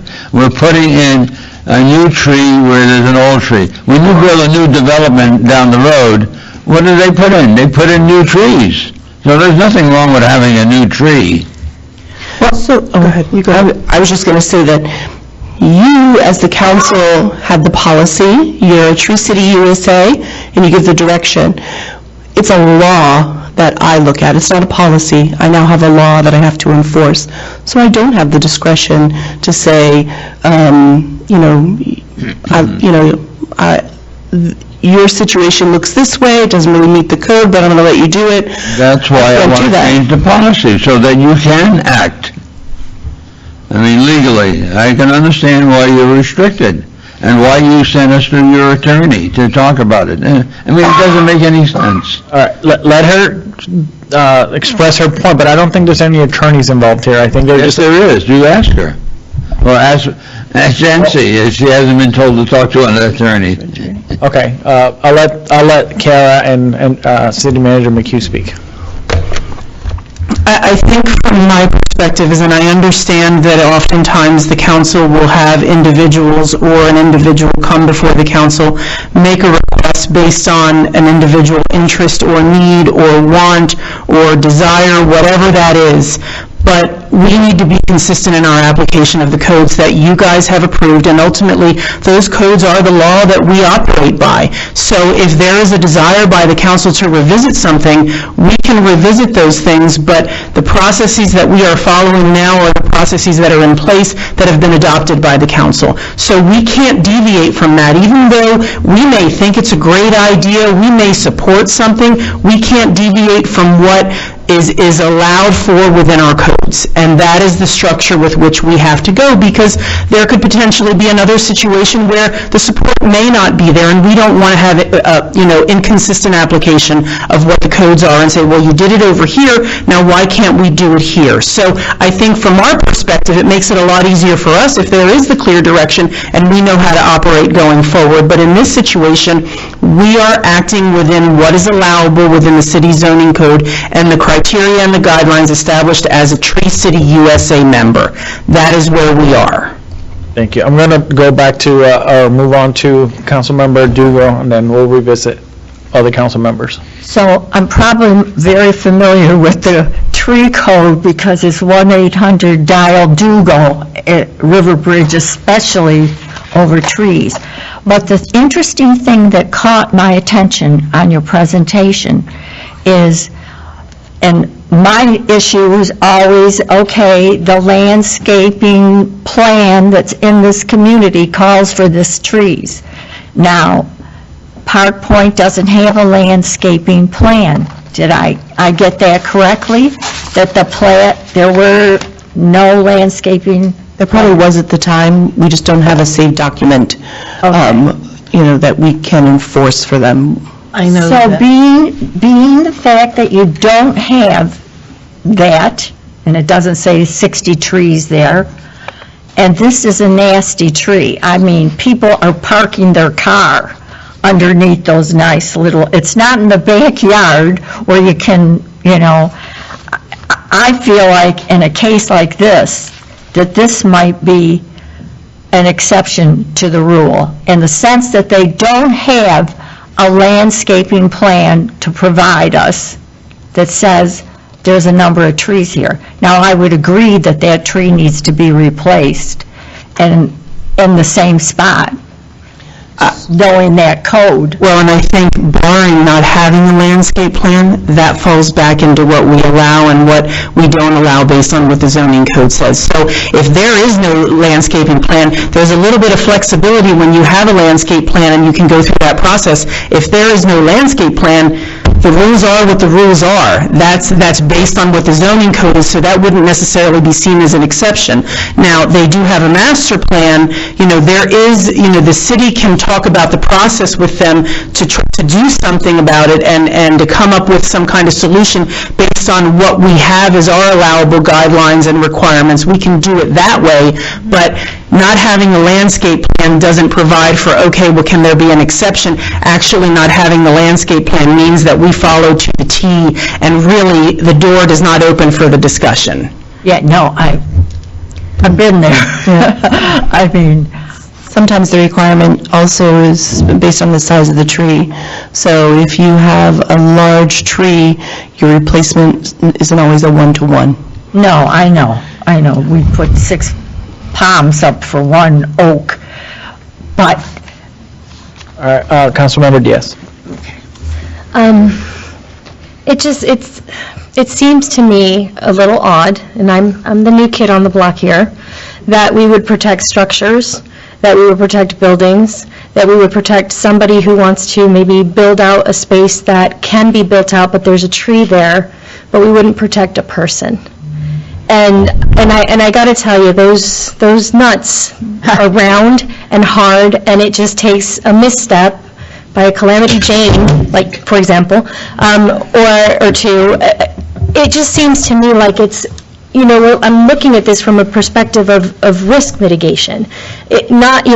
So I see one of the uses as if it causes an unreasonable impediment for the permitted use. So is the sidewalk's permitted use not to walk? And is that tree that drops those nuts not impeding the right to a clear walkway?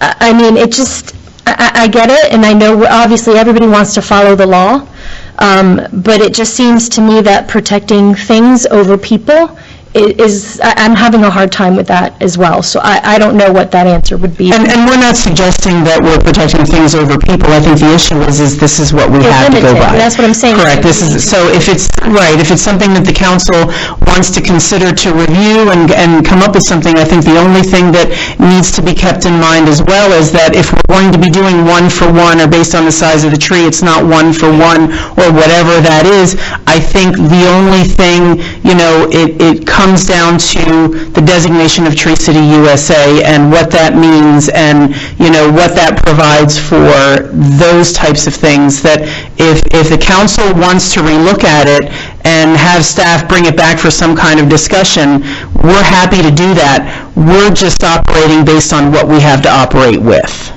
One other comment I would like to make is I hope that moving forward, when we are looking at proposed developments or redevelopments with landscaping plans, that we are looking at the type of trees that we are requiring so that they aren't necessarily dropping any berries or black olives or, slash pines with those little pods, whatever that might be, so that we don't continue to kind of, 20 years from now, have this discussion again of what's happening with property. All right, so I wanna jump in. Government controlling what kind of trees we can, I don't know about that. I think, people can plant their own things, whatever they wish. However, they know that they have to maintain that type of tree that they planted, because with anything, there's proper maintenance that needs to be done. If I understand correctly, if we do an exception, we lose the Tree City designation? Is that what I'm... It's not necessarily that you lose the Tree City designation, but understanding that really our zoning code in a lot of ways is based on that designation and the guidelines and the requirements associated with Tree City USA designation. So that's kind of the impetus, kind of where we went with some of the things that we did in the zoning code to ensure that we, maintain our status as a Tree City USA, an attractive community where you're not looking at pavement and concrete and you're seeing the green, all of those things that I think a lot of our residents do appreciate. I think that really is it. Again, the exception, we just have nothing in our code to provide for an exception based on the request that you have in front of you today. Of course, the council, and we would need some advice from the city attorney, ultimately the council can make decisions that the council wants to be able to make. I think the issue is just application of those things. When another situation occurs and maybe the council might not support it, how do we handle that as staff, understanding that an exception was made? Right. And again, it's not that we don't support people over, our priority is the safety of our residents, absolutely 100%, but we are dealing within the guidelines that we have. Okay, so I think we can all here agree that our priority is the residents, and we're going to protect the residents, and we're working towards coming up with a resolution for the tree issue. I think there needs to be a transparent way so that if there's ever any issues that come before us, otherwise a procedure so that we're able to identify what trees we can remove and what trees we can't. We can't go around the city and remove every single tree just because they drop something. It's part of a tree. There are leaves and they're going to fall, and in the rain, you may slip. And unfortunately, it's just a fact. It happens. So how do we prevent another situation that they can claim, oh, leaves are falling, it's a hazard? So how do we distinguish hazard from hazards, because things are falling off a tree, because it's going to happen? And what is the standard procedure? Is it just going through that creating that landscaping plan, I believe that's what you called it, and then being able to replace the trees? Is that the proper? I just want to make sure that it's consistent, that everybody has an equal way of removing trees if they have to, for whatever reason, if they're hazards or not Yeah. hazards. It's a great point, Mayor, and what we deal with all the time is what we have that we use now is pretty cut and dry, as far as, we don't have to make any interpretations. Right. My first 6 months of working here, all I dealt with were people who wanted to remove trees constantly. We deal with it all the time. All the time. I didn't think I was going to make it through my first 6 months. People would invite me to come sit on their porch to look at a tree that they were sure was, This is what we're doing right now. We're going to find a solution to this problem. This is a problem that doesn't have to exist. It has to be something we can also enforce. Right. Yes, Consistently and for everyone the same. So when you get into a situation where this person thinks this is unsafe or this person doesn't feel safe, that's not a comfortable position for me to be in making a determination. I have to have concrete reasons. Is it dead? Is it dying? Is it causing structural damage? Because I will tell you, once the door opens, the floodgates will come in. So you have to consider that when you're looking at, for trees, because it is a natural part of our environment, and they provide many benefits. We do have a list of desired trees, indigenous trees. They may not meet all the requirements. They do have leaves that drop or little seedlings that come down. But we look at what is indigenous and what we consider counts towards a project. There are some issues that come up through the years. When they first, planted those ginkgo bilobas, I think once they fruited and they smelled like a decaying carcass, they realized that we don't want to use these anymore. The society garlic also has, in the right-of-ways, you can smell garlic as you drive through the city. These are things that we learn as we go along, and so yes, we do learn from the plans as they come to, what trees we don't want, and then we also, we try to make changes, we try to look at these plans. But I would implore you please to make sure that if we do have regulations in place, there are things that can be enforced and are not arbitrary or hard to determine. We're suffering from 40 years ago planning. Councilmember Noble. And it's very simple to make it so that you are at rest, that you're following the guidelines, and that we take care of this issue. This is an issue that doesn't have to exist. Very simple. It doesn't cost the city a penny, and we need to help and we revitalize the city. And there's nothing wrong with having a new tree. I think we can all agree that what you're saying is accurate. I don't think anybody's questioning it. From the consensus that I heard, I think everybody wants to help this community remove that tree. What we should be concerned as well is how do we create a clear standard that we are also protecting trees in a long-term manner, and how do we distinguish, or how do our staff, our personnel, is going to be able to define what a hazardous condition is. Is it a leaf or is it a nut? So I think we just have to do it in a smart way that we're protecting the city moving forward and we're not opening Pandora's box. Is that what I'm understanding from our staff? And if I may, City Attorney Christie. Thank you, Your Honor. I'd just like to add that I think the theme from at least a legal standpoint is consistency and enforceability. And I think that's what Development Services struggles with every time someone comes in and says, I want to remove a tree.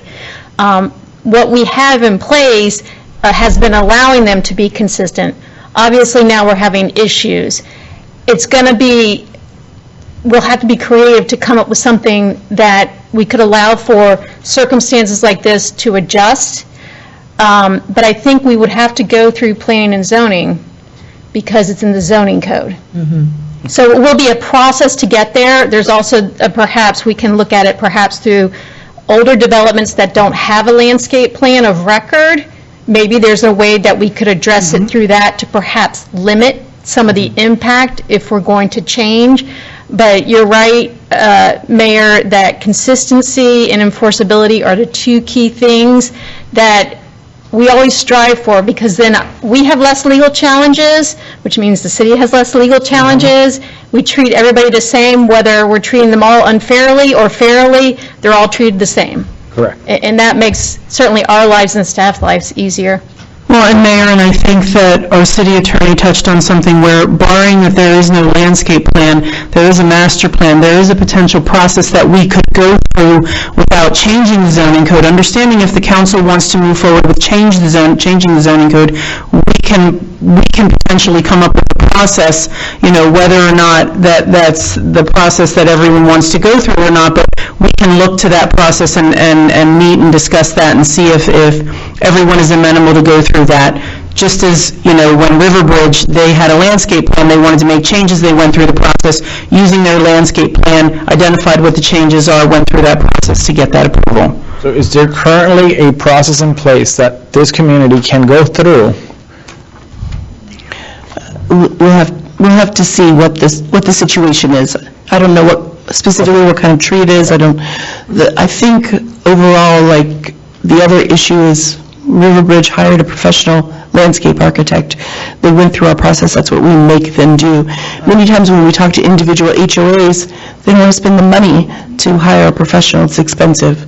Got it. So that's why some of those processes, and once again, we have to be consistent. If we're doing something for one community, we have to do it the same throughout. So, unfortunately, we do try to offer some solutions sometimes, but they're not always happy with the solutions either. Mayor? I'm going to go to Deputy Mayor Tharp. I understand Councilmember Bousquet, and then Councilmember Dugo. What does it take to get a landscape plan done for a community? Cost-wise? Cost-wise, time-wise, like just a general quick overview, nothing too detailed. Well, a quick overview is like a bubble plan. This is a buffer. We don't care what's in it. This is, these are individual perimeter plantings, and I guess that's less expensive. But what you're talking about is an individual change for, what type of tree is this? How big is it? What is the ramifications of losing it? We have a requirement based on the width.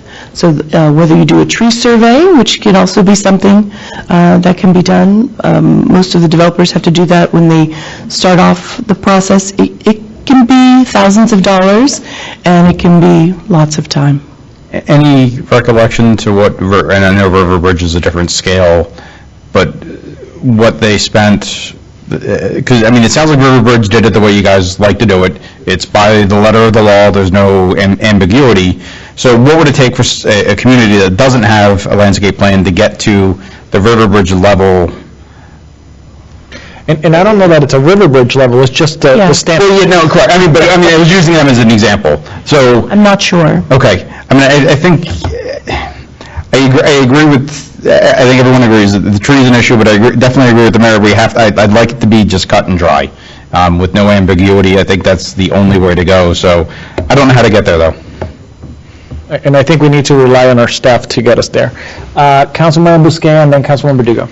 There are several communities that were built 40 years ago. I don't know when the landscape plan started, but certainly there's a number of communities with no landscape plans. Yes. So can we write something in the code for communities that have no landscape plans, realizing they're required going forward, but you're not going to make people spend the money to do landscape plans to remove a tree? And we don't.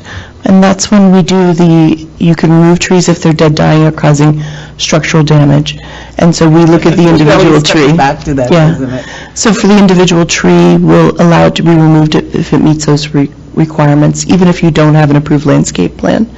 A lot of times where that helps is if you have a plan and this tree was planted later by a resident or someone, it's not part of your plan, we don't have to make you replace it. So that's really where that comes into play, is the replacement requirement. Don't make it easy. Councilmember Dugo. So and I don't want to create work over trees because I know what it's like, but even when you have a landscaping plan, because you have to abide by the law, I'm going to show you, like, this is a driveway with a huge oak tree and another driveway with a huge oak tree. Now, in this particular community in Riverbridge, they have their landscaping plan, and this particular oak tree is destroying, the roots have been ground, everything's been done. So they're willing, and they have been approved to take the tree down. Right, maybe 30 feet from it is a common area where they're willing to plant whatever tree is acceptable. But because of the way the code reads, they have to plant that tree right back in that little spot that divides the driveway. So there's codes like that I wish we could look at, because they're planting a tree that's still going to create maybe 20 years from now a problem when it could be 25 feet away in all this big empty grassy area. So I I don't want to make a lot of work for the staff. I get so many calls for trees. She's right, absolutely right. But we ought to kind of have a review. I don't know. You should have a gray area that you should be able to make a judgment call on, I think is what I'm saying. How does the attorney feel about gray areas? I mean, if you're replacing a tree, I think your specific case you're talking about, they determined that they had changed regulations, they were planted too close together. So they allowed, there was a old letter that they had put into the file, they finally allowed them to remove it because it was too close to another tree that standards said it wouldn't grow, it wouldn't, it was impossible. That's another one. All right, so in interest of time, I think we have consensus from the council that we have an interest in exploring options. So I'm going to turn it back to our staff to talk to legal and figure out a way that we can do this in a transparent procedure way, that we can move forward and have it be applicable to everyone, not just an exception here, not an exception there, no gray areas. If we're going to change something and we're going to give people the opportunity to move a tree from one spot to another, it should apply to everyone. So I think, did I encompass that in a way that we're all happy with? Yes. Exploring options? Yes. I think we've covered the subject. I brought it up that it had to be covered at the last meeting. We gave it a good thorough review, and I think we know which way it's going, and I'm very pleased what's going on. Excellent. All right, moving on to our next item, appointment of deputy mayor, and we have City Manager McHugh. Thank you, Mayor. Again, a little bit of background, and then some information related to a recommendation made by the Charter Review Committee to the council as well back in 2017. The only language that the city currently has related to deputy mayor and the appointment of deputy mayor is the city code. The city charter. The charter says that the city council will designate one of its members as deputy mayor who shall serve in such capacity at the pleasure of the council. The deputy mayor shall perform all of the mayoral duties during the absence or disability of the mayor. The city did at one time have Council Policy 12, which was established in 1997 and rescinded in 2016, and it provided that at the first regularly scheduled meeting in April of each year, the mayor shall nominate one of the members of the city council to serve as deputy mayor for the coming year. The city council shall then appoint by majority vote either the mayor's nominee or any other member of the council that it may choose. Any nominee for deputy mayor must have served one full term as a council member prior to being eligible for nomination. In addition, no council member may serve as deputy mayor in excess of 2 successive years. Again, that is Council Policy 12 that was initially approved by the council in 97, and it was rescinded in 2016. Now, on September 18th, 2017, the Charter Review Committee met with the City Council to make charter change recommendations, and the following was recommended related to the appointment of Deputy Mayor.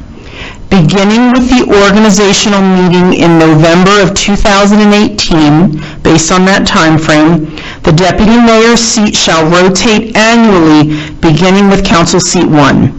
Any council member in his or her first term shall defer appointment as Deputy Mayor for a one-year period, at which point the appointment will go to the next sequential seat and the deferring member shall serve the subsequent year. Should any council member decline the appointment shall go to the next sequential member, and the deferring member will not be appointed until the rotation returns to their seat.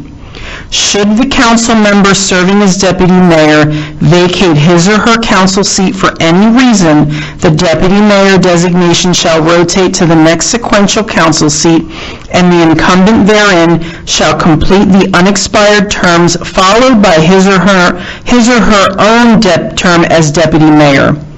In the event the deputy mayor is serving as mayor pro tem pursuant to Article 2, Section 3 of the Charter, the deputy mayor's position will not rotate until a new mayor is elected. Now, this was a recommendation that was made by the Charter Review Committee. Ultimately, the council made a decision to add certain items to the ballot over other items. This was not one of those items that was pursued at that time. Ultimately, staff is requesting that if the council desires for staff to come up with a policy, we would work in coordination with the city attorney to come up with language for the council to consider for the appointment of deputy mayor. All right, comment or question from the council? Councilmember Noble. There's one issue that was not covered in what you said, so I'm agreeing with what you brought up. It's the 2-year term. It doesn't say in what you said. Why is there a 2-year term allowed? I mean, it specifically says it's a 1-year term, but then, you can't have it for 2 years. What would be the purpose that someone would have be granted an additional term as deputy mayor? Do you understand my point? Are you referring to what Council Policy 12 was? Yes. And how it says that no council member may serve as deputy mayor in excess of 2 successive years? That portion of Council Policy 12. That's correct. That no It doesn't say why you would allow that person to have 2 years. Keep in mind that policy was... That was adopted back in '97. I'm not really sure what the reasoning was behind the 2 successive years, because at the beginning of the policy, it does say that the mayor would nominate one of the members of the city council to serve as deputy mayor for the coming year. So that is correct. I'm not sure if maybe circumstances warranted, if there was some history there that provided for, we maybe should have something that provided for 2 successive years. I don't know. I'm in agreement with everything that you read, except that point where we should investigate why would under what circumstances a person would have it for 2 years. You're saying that you're in agreement to what the language was for Council Policy 12, that was previous, okay. Yes. Which is no longer, right now there's no guidelines or criteria for determining or the period of a deputy mayor. I'm in favor of what she's already presented. Councilmember Dugo. So, as I understand it, and correct me if I'm wrong, both of you, the Charter Committee, it didn't go on ballot, but the recommendation was that a deputy mayor serve 1 year, and it was consequential. Sequential. It was right. It was based on the district numbers, 1, 2, 3, 4, 5. The only time you would skip that seat number would be if that were a newly appointed council. Correct, but then that council person would have the ability, it would skip to the next, that council person after that year would have the ability to come back, so you could potentially go from 1 to 3 back to 2, then to 4. Exactly. Correct. Now, that to me seems, number one, non-political, not any like popularity contest. You're going 1, 2, 3, 4, 5. Right. I love it. And the other point. I don't know why. Hold on. If you personally decide that you do not Councilmember want Noble. Then you can pass. to run, you do not have a choice to be sequential any longer. No. No. Based on the language of the Charter Review Committee, if you defer, then you will have to wait till your rotation again. So if you're number 3 and you defer, they have to go through 4, 5, 1, 2 before it's your turn again. You don't defer for just 1 year. If it's your turn and you're deferring, then they have to go through all of the council district seats or the council I hope seats. that's what I was saying. Yes, that's what the language in the charter review recommendation is. Now, the only question that I would have for our city attorney is, I don't know when the charter review committee made this recommendation, I'm assuming that it was one that needed to be done as a ballot question, or maybe not. If not, because we did have some that were allowed to be done through ordinance, which some we did through ordinance, but there was never a discussion about this one related to it being able to be done as an ordinance. So I don't know the answer to that, if it actually can just be done as a procedural ordinance. You can certainly do it as an ordinance and just put it in the code and administration, but if you actually put it in the charter, then it's difficult to repeal. Could the city just create a policy? The city could recommend a policy to the council based on this criteria for approval, just as a policy, understanding it doesn't have the same weight maybe as an ordinance does, or a charter, an addition to the charter. Correct. That's how you could do it. You could do it all sorts of different ways: ordinance, resolution, council policy. The charter would require a referendum. Okay, I talked to a couple cities, and they just have it. They did ordinance. That was Royal Palm and Palm Springs. Any other comments from the council? Deputy Mayor Tharp. I would not have a problem putting it into our council policy. My concern is that it was already rescinded once by a popular majority, and there's really nothing to stop it from happening again. So while effective, and I think we need something, putting it into the council policy, I don't know if that's the right thing as it stands today, because it could be easily changed. I'd like to, I'm sorry. Councilmember Busquet. I'd like to see it as an ordinance. Yes. Ultimately, it could be repealed again, but it would go through the 2 readings, to approve, and then have to go through the 2 readings again. Maybe until the time we can put it on the ballot with something else. I have a question. Hold on, I would like to make a point here. I would like to invite our chair of that charter committee, Chuck Shaw, if you can come up to the podium and enlighten us what the charter committee was, what was the discussion at that time, and why did you guys make that recommendation? So if you don't mind. This is going to be a very difficult question, because you're making me remember back to what we did back at that time. If I'm not mistaken, I think it was really a very simple issue. I think at the time the city attorney said that the council could do an ordinance and designate how you would choose deputy mayor. I think that's all it was, and I think that was the main reason why it never showed up on the ballot. And it left it up to the council to designate and choose whatever procedure you wanted to follow for deputy mayor. So I guess my concern is that once you create a policy or an ordinance, depending on who's up here in that year, they can change it, just like it was changed back in what year? It was 2016 when the policy was rescinded. Right, so 2016. And then it can be implemented, it could be disimplemented. I'm just saying, just please hear me out. It could be turned on and off if you think about it that way. If you got people in the dais that don't want to see that happen, then they can make a motion to remove the system that we put in place. So I agree that it can be, an ordinance would be How the... about making 4 votes rather than 3 votes, a majority? I don't think you can pass something like that, you know. Ask the attorney. I'm sorry, what was the question? It would suggest... Having a majority, having a 4 vote necessary to rescind what we've done.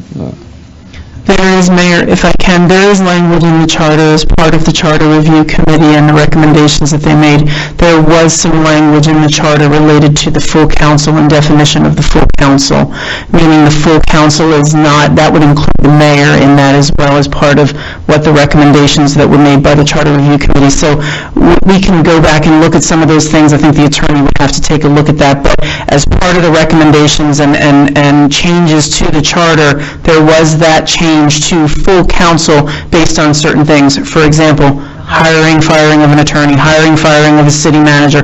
There are certain things that it is the full council, not just the 5 members of the council, and that was changed as part of the Charter Review Committee recommendations. I did not bring up full council in my comment. I'm talking about instead of... I understand that, but that's, I mean, a 4 is... full council. Okay. Just talking about applying 4 votes rather than 3. Mr. Mayor, just a couple other points. I think the discussion that we had during the charter review, this was a highly debated issue.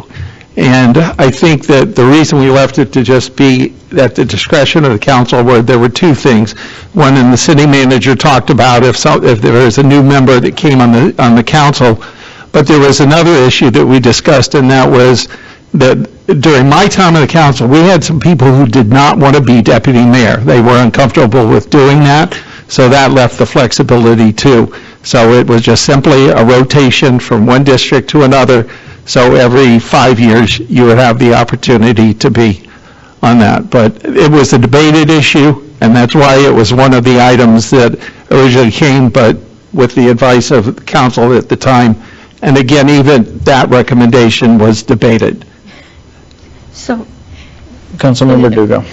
so if it came to seat 3, and it was my turns to take it, I can refuse it and take it to, move it to the next council person? That was the intent. Yes, it would go to 4, and then you don't get an opportunity until it comes back around. And I think the only exception that would have been made was in the event that the person who was scheduled, if it was District 3, if for some reason you were incapacitated for a period of time and not be able to be at meetings and do it, it could be deferred, and then they could come back to that person next year. That's why the flexibility was there. I think we should do an ordinance. I don't have a problem doing an ordinance. I'm just trying to protect 10 years down the road, whoever's sitting up here, and it's probably not going to be us because we have term limits. It's, you know, you can get a faction that wants to remove things and put it on and off. So I would perhaps, my recommendation, right, so we have elections in '24, we pass an ordinance now, and then we put it into the charter in the ballot for '24. That way, it's set in stone, and whatever it is, it was decided by the residents. It can't be turned on and off. It's, and we can decide what that is. The Charter Committee already made a recommendation. I have no problem going district by district. I think that is a fair process.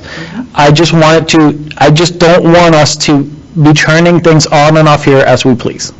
I think that's all I'm protecting. I'm not going to go any further. I agree, Mayor. Do we have a charter committee in place, or we have to put the charter committee in place to put this on the ballot for that election? No, we currently have, the Charter Review Committee is currently in place until September, and then the council would then either appoint or reappoint, and the way that was done previously was each council member and the mayor, they each got a recommendation. Then there was also a city employee, a business owner, and a member of the IAFF. Don't go anywhere, Mr. Shaw. So, do we have, I guess, can we have a consensus on putting in an ordinance right now and then asking the Charter Review Committee to revisit this. And then if we do that, then I guess, does everyone agree on going from district to district 1 year with the rules that our city manager read, that if they have less than 1 year experience, it goes to the next person, but it can come back to them, or if they defer, then they have to wait the full, Circle. rotation. I'm going to get consensus, starting from my right. Deputy Mayor Tharp. Yes. Councilmember Noble. You're saying ordinance first and then for the charter, is that your... That's my recommendation. Well, I'll first make my blunt comment. The position of deputy mayor is just figurehead, so we're going through a lot of bicycle riding for nothing, but I would go along on the ordinance, the charter situation. Okay, Councilmember Dugo. Yes. Councilmember Diaz? Yes. Councilmember Busquet? Yes. All right, perfect. All right, use of city seal, City Manager McHugh. Thank you. On May 21st, 2018, the City Council approved Ordinance 2018-08, providing for designation of the city's official seal. Prior to that, we did not have anything in place that actually designated the city's official seal. Once the city designated its official seal, Section 165-043 of the Florida statutes makes the unauthorized use of the official seal, i.e. the manufacture, use, display, other employment of any reproduction of the seal, a second-degree misdemeanor. Subsequently, on May 21st, 2018, the City Council also approved Resolution 2018-19, approving a city policy regarding the use of the City of Green Acres official seal. Council Policy 31, which was provided in your packets, outlines the purpose and policy related to the use of the city's official seal. There is currently no penalty outside of the penalty provided for in the Florida statutes for unauthorized use of the city's seal. City staff could not find other municipalities that have documented penalties for unauthorized use of their city seal. Should the council wish to consider additional penalties for unauthorized use of the city seal, staff in coordination with the city attorney is prepared to draft language for the council's consideration. So there's no other city? I didn't say, no, I'm not sure that there's no other city, but in the surrounding cities that I have checked with, I did not see that there was any penalties outside of what was outlined in the Florida statutes. Our city attorney might have information that you know, is more than mine, but I didn't see anything from the research that I had had. So I got a question or two. All right, Councilmember Dugo. It's okay. My question is, and I sat up here when I said yes, not to use the city seal. Again, I'm thinking standing here advertising it.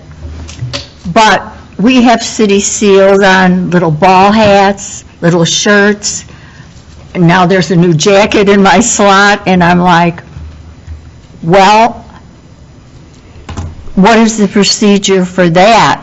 Like, if you're wearing a jacket with the city seal?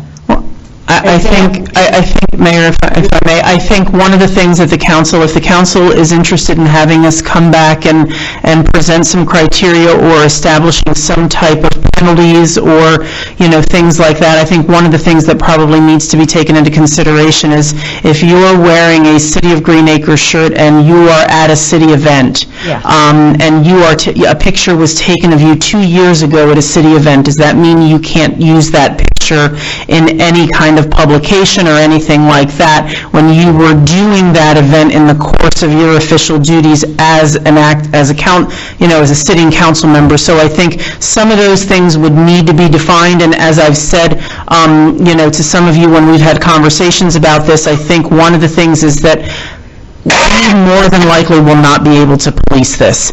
The only time with which we probably will, you know, we have our public information officer that does look at social media, things like that, but it's going to be difficult for the city to police something like this. It really would be something where, if it's brought to our attention, it would be addressed in coordination with the city attorney, but it's not something that we would probably be able truthfully to police.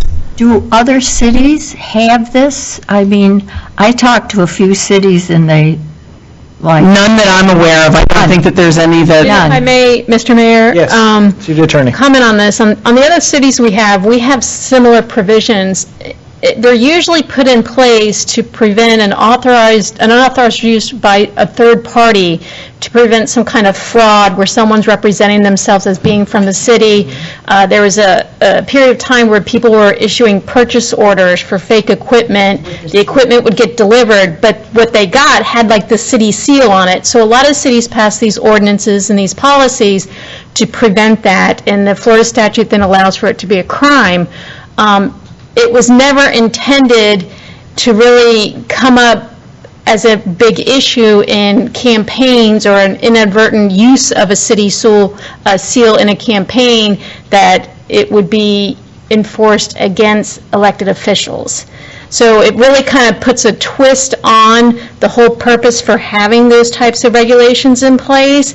And as the city manager mentioned, we would have to come up with a bunch of different scenarios where we'd have to protect each of you from that ordinance coming back to haunt you because of some twisted scenario that we didn't think through with all of these regulations. So in other cities, I've never seen it as an issue because it's only used against third parties outside the city for the most part. Councilmember Noble. Yeah, that makes a lot of sense, and particularly, we're talking about the jackets, for example. If I'm walking around with my jacket on and happen to take a picture, and that can be used against me, okay? If all of a sudden I use, that picture turned out to be part of a campaign literature. So I think our attorney has a good point. It's really, if it's being abused for a fraudulent basis, it's probably where we should be concerned. So, any other comments from the council? Councilmember Biscay. I just think if a non-elected official is running against an elected official and they're presenting themselves with a city seal, with a city jacket, that there should be some kind of penalty for that. A non-elected. Right. Right. I mean, if But how do you, how do you... Yeah, it's still, not very enforceable, but there were a few situations where people came up here and took pictures in front of the city seal, and they had no business being here. Well, I was the one that... Councilmember Dugo. No. My very first campaign, because I was on code enforcement, someone took a picture of me on a flyer, and it was in front of the seal. Well, you have she's business right. to be here, though. Well, yeah, I guess. So, I'm going to give my opinion. We have a rule right now that says that people are not allowed to use our city seal. So, if that's the case, and we're okay with people using the seal, then we have to remove that. I believe it's a ordinance. No, it's a resolution. The policy was created from a resolution. The ordinance really is just in support, the ordinance just provided for the designation of the city's official seal. And then if you're going to allow an elected official to wear a hat or a sweater or whatever it may be with a seal, then you have to allow everybody that is wearing... No, only elected officials. I don't think so, because we give out T-shirts. Our volunteers at the community center have T-shirts with the city seal. So then at that point, we have to not use our city seal, because we give out stuff with our seal. That means we're giving them permission to wear something. Yeah. So if we're going to strike it, it has to be stricken from everyone. Just keep that in mind. So we have some clarity that we need to work through, and if we're going to have a rule saying that we're not, then there should be some sort of penalty system, because what's the point of saying that you can't do something if nothing comes out? So elected officials, employees, and volunteers who you give a piece of clothing to, you're giving them the permission to wear that, so they're not doing anything wrong. A non-elected official coming up here taking a picture with the flags and the seal would be doing something wrong, except I still don't know how you could enforce it. So how is a community person wrong by taking a picture with a city seal? Because isn't this a public building and they can come in here? Public building, absolutely. So, once again, I don't think, if you're going to say no city seal, then it's no city seal for everyone. But you can't say, if you're an elected official, then you can wear it, but nobody else can. Well, and I think the difference, Mayor, if I can, I think the issue with us in a lot of ways is that our city seal is our branding. We've had a lot of discussion about branding, we've had a lot of discussion, about that over the years, and, we've talked about different options or things like that, but our brand is the city seal, so it is a little difficult to regulate because that is our brand. And the issue will still be the same, whether we create a logo for the city. A person running for office can still use the logo because they have merchandise that we give away, because we give out stuff during all of our events. So I guess this body has to make a decision whether we are saying, yes, you can use it, or no, you can't use it. We have a rule right now in place that says you can't. So if we're gonna say you can't use it, then what is the penalty? Because just saying you can't use it, writing an email, please remove that, the damage has already been done. Our logo, our marketing has already been used. Usually corporations, if you're going to use their logo, you're going to write and ask permission of that organization to use the logo. Are there penalties? No. Could you get a letter from an attorney saying to cease and desist? Absolutely. So I don't know what the proper thing is here, but we do have something in the book saying that you can't use it for political campaigning. So if we're going to say no, then I firmly believe there should be something attached to that. And if we're going to say, yes, you can use it, then we're saying we can use it. I just think it has to be, once again, transparent and consistent with what we're choosing to do. Well, elected officials are entitled to use that logo. You've earned it. You're up here, you've earned it, you've been elected. But as Andrea has said, anyone could come up here and have their picture taken. And a staff member has earned it. A volunteer who gives their time has earned it. How do you know they're not going to volunteer, earn a shirt, and then they've earned that shirt? So the use of the city seal policy that we have should be dissolved, basically. Yep. If we're saying that If we're saying, council members can use it, yes, it should be, and I think that's why we're here, sorry, I apologize. No worries. Deputy Mayor Tharp. So I would agree. I think it's got to be an all or nothing. You can't have this, he or she, it's all or nothing. Could we put something, if we go the route and say you can't use it, could we put something in the candidate handbook that says, hey, if you get caught using it, you are being fined X because you used it? You can have a picture taken in a hat from 2 years ago. It takes about 13 seconds to Photoshop out a logo. It's nothing that's, difficult. You should be approving all your campaign stuff anyway. If you see the seal, you have somebody Photoshop it out in 30 seconds. If we go the route of not allowing a seal. So I think, again, I agree, we either need to allow it or not allow it. Any other comments from the council? Mr. Mayor, if I may just throw one thing out there for consideration. Since we rely on the statute, it is a misdemeanor if you use the seal inappropriately. So that would have to apply across the board. And during campaign season, it's hard for staff to want to ask PBSO to go and filed charges against someone who may have used part of the seal or all the seal, whether they're the incumbent or otherwise.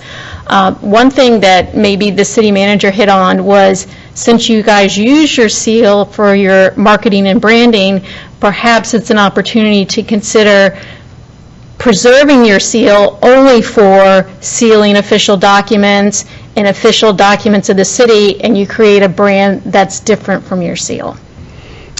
And Mayor, if I can, just to make sure that everyone's on the same page, the council policy that the council has approved, it was included in your packet, but we pulled it up that it shows what the allowable uses of the seal are for, and, city sponsors, co-sponsors an event, those types of things. Prohibited uses, the use of the seal in campaign material is prohibited. This prohibition includes any use, display, reproduction, photograph, mock-up, or other duplication of the seal. So that is the language. Any use of the seal that is not authorized by this policy or by the city manager is prohibited. But primarily, the policy is surrounded with prohibited uses, is the use of the seal in campaign material is prohibited. That is really the basis for the policy and what is not allowed in the policy. So I don't know if that helps or not. But that policy does have allowable uses of the seal, allowable uses for events.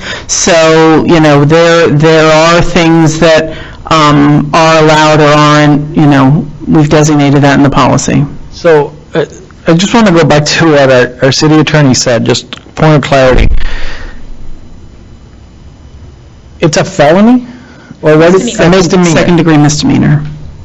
Since when?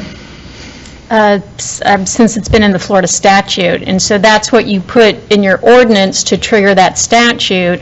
You follow it up with a policy to give yourself some further clarification on it, but that's what would trigger that. And again, as I mentioned, it's really to be used against third parties that are trying to perpetrate some type of fraud on the city. It's not intended to come back to the city itself. So I guess this is where I brought it up at the last meeting is politics, whatever side you fall on, it should be fair to everyone. And if we put a rule that you were saying no, and then somebody else uses it, then it's not fair. It's not a fair process. And then the way that you make it fair is if you break a rule, you normally get a fine or something to penalize that individual who broke the rule. Because right now, there's no way of doing that. So if we're saying that using the seal is okay, it's fine, but it should be fair for everyone. That's the way I see it. Currently, we're saying, and we have outlined criteria for how the seal can be used, but prohibited is the use of the seal in campaign material is prohibited. That is what the current policy provides for. Correct. So, but my point is if we're saying that you can't and you do, now you have an advantage, because technically, nothing's going to happen to you. We have clearly shown that nothing's going to happen to you other than you're going to get an email saying, please do not use that. So if we're going to say that you can't, I think there should be some, and this may apply to me, because my seat comes up in a couple of years. So I'm saying that I shouldn't use it. If what the rule that's before me today says that we are not supposed to use the seal, I should not use it in my next campaign. So what I'm saying is if I do, right now, all I'm going to get is a slap in the hand and nothing's going to happen. But if we're really trying to protect the seal, then there should be a fine or something that goes along with that. And if not, if we're saying that there's no fine, then we should remove it. I think that's my point here. It's either it's a free-for-all with the seal, or we add a fine to this rule that we created. I think that's my point and what I wanted, why I brought this point before you guys today. I think, if I may, when you say, like, you could be walking around and someone takes a picture, they post it on Facebook, guess what, 2 years later, there you were with a picture with the seal, the ball cap, a jacket, a shirt. I'm opposed. I would think you have to, I think, I'm sorry, I apologize. I think it's if you knowingly, willingly create a campaign piece that you have the seal, I think that's the issue. If Joe Schmo takes my picture and posts it, I didn't approve it. But if I put out a piece of public work and it says approved by candidate, you approved it. You're now, you knowingly violated it. So I think there's a difference. I think it's in the official literature approved by a candidate is different than my neighbor taking my picture and posting it. Right. They're two different things. I did a tomato video, tomato, with the hat, with the seal. I ended up, when Quinn mentioned to me that there was a complaint, I went back to that market with my other white hat and, took the post down and put the new post up. But it wasn't grabbed intentionally, it's just a ball cap that you wear. I think we should dissolve this. Okay, so I got consent, I got one person saying dissolve. I'm going to go right down to this. Councilmember Diaz. No, I don't agree with dissolving it. I think free and fair elections should be free and fair. We know incumbents already have an advantage. And I think the preservation of our seal and the preservation of our brand is important, specifically during an electoral process. Okay, Councilmember Busquet. I'm kind of conflicted about this. I agree with Councilwoman Diaz, but I don't know about the enforcement. I mean, how do you enforce it? So then you would just have to have a piece of campaign literature and know to come to the city. I think you add a fine to it. I think that's probably the simplest way. Yeah, if we're going to go with it, yes. I mean, it's easy enough, as Mr. Thorpe said, to Photoshop out the logo. I had to do it when I ran with the fire truck and a few other things. I don't know.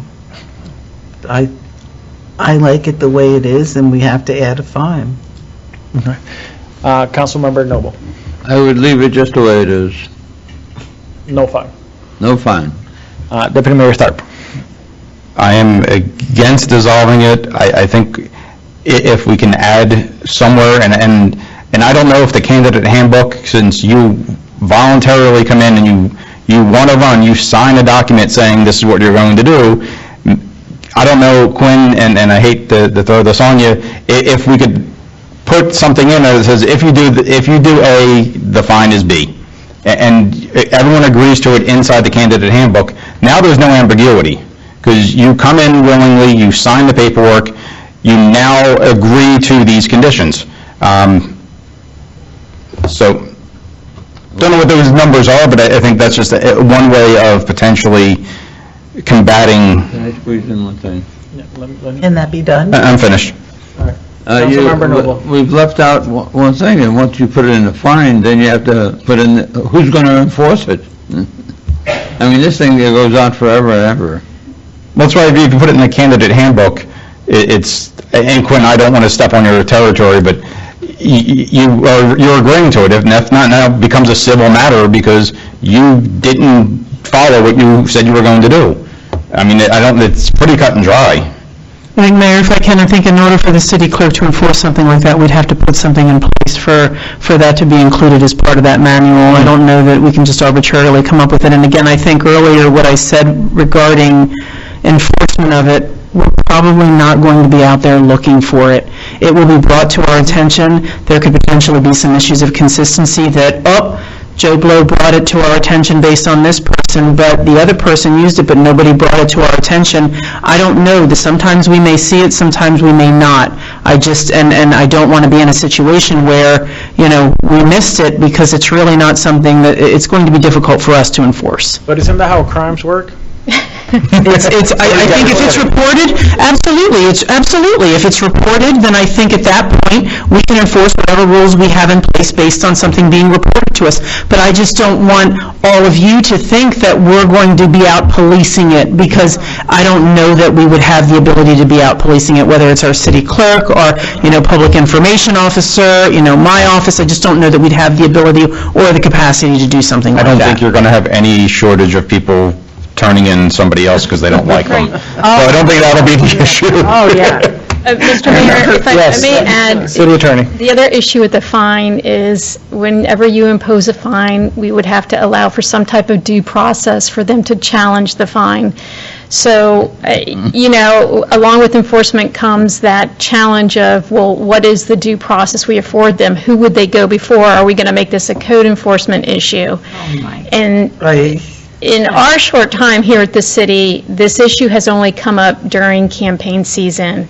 And the way that we've tried to handle it is when there's a complaint made, whether it's a seal or some other campaign violation, is to try to not pit the city against someone running for an elected office. Because this is maybe your current boss as an incumbent, this may be your future boss, and you're trying to treat everybody as fairly as possible and to try to avoid that pitting of staff against elected officials, whether it's sitting before us or otherwise, is always the challenge. So what we try to do is when these complaints come up is to reach out to whoever seems to be creating this complaint and just talk with them and say, okay, we do have a council policy on seals, you can't do this.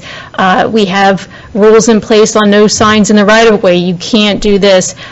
And have that conversation, and PBSO has to have that conversation, but otherwise, I don't think the city seal has ever come up as an issue. I agree with the conversation that if you're going to have something on the books that's a law, there should be a way to enforce it, and there is by statute, but that means everybody would be susceptible to a misdemeanor. And I don't know that we want to start filing criminal charges against people running for office. What a great thought for our city to have that happen. I think that PBSO has more important things to deal with than our city seal, but can't we leave it and assume that people are honorable and hope they're honorable? Well, you could accept it if there's a little corner showing on somebody's, it leaves an opportunity. All right, so I'm going for dissolving this again. all right, so I have one to dissolve, one to leave as is. I think I have two who wanted a fine, and I think I understand that Councilmember Busquet does not want a fine. Mayor, what I have is Councilmember Noble leaving it as is, Councilmember Dugo repealing it, Councilmember Busquet leaving it and adding a fine, and Deputy Mayor Tharp leaving it and... I don't want to add a fine. Oh, okay. I might have said that earlier. I think the consensus is to leave it and and to leave it on the honor system. Am I correct about this?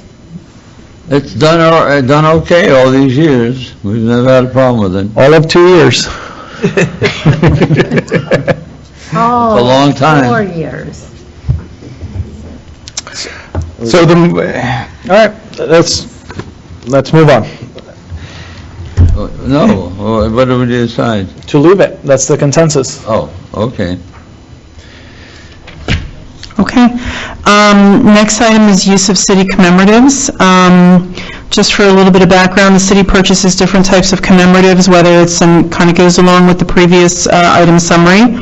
The city purchases different types of commemoratives, whether it be mugs, pins, blankets, coasters, umbrellas, using the city seal, which are given to individuals under many different circumstances. In 2021, the city purchased commemorative coins with the city's official seal on one side and a rendering of the front of City Hall on the other side. The coins were procured as a commemorative that the mayor and the city council could give out at their discretion. The city does not have any policies or guidelines in place on when and/or how commemoratives can be distributed. The mayor and city council have received other commemoratives in the past, such as lapel pins with the city seal, that they were also able to hand out at their discretion. Commemoratives have been given to employees, residents, volunteers, community partners, business owners, and any other party that the mayor and city council felt appropriate. Ultimately, should the council wish to consider a policy for the distribution of city commemoratives, we can work in coordination with the city attorney to develop something for your consideration. All right, so I once again, I asked for this to be brought up, so I'm going to chime in first.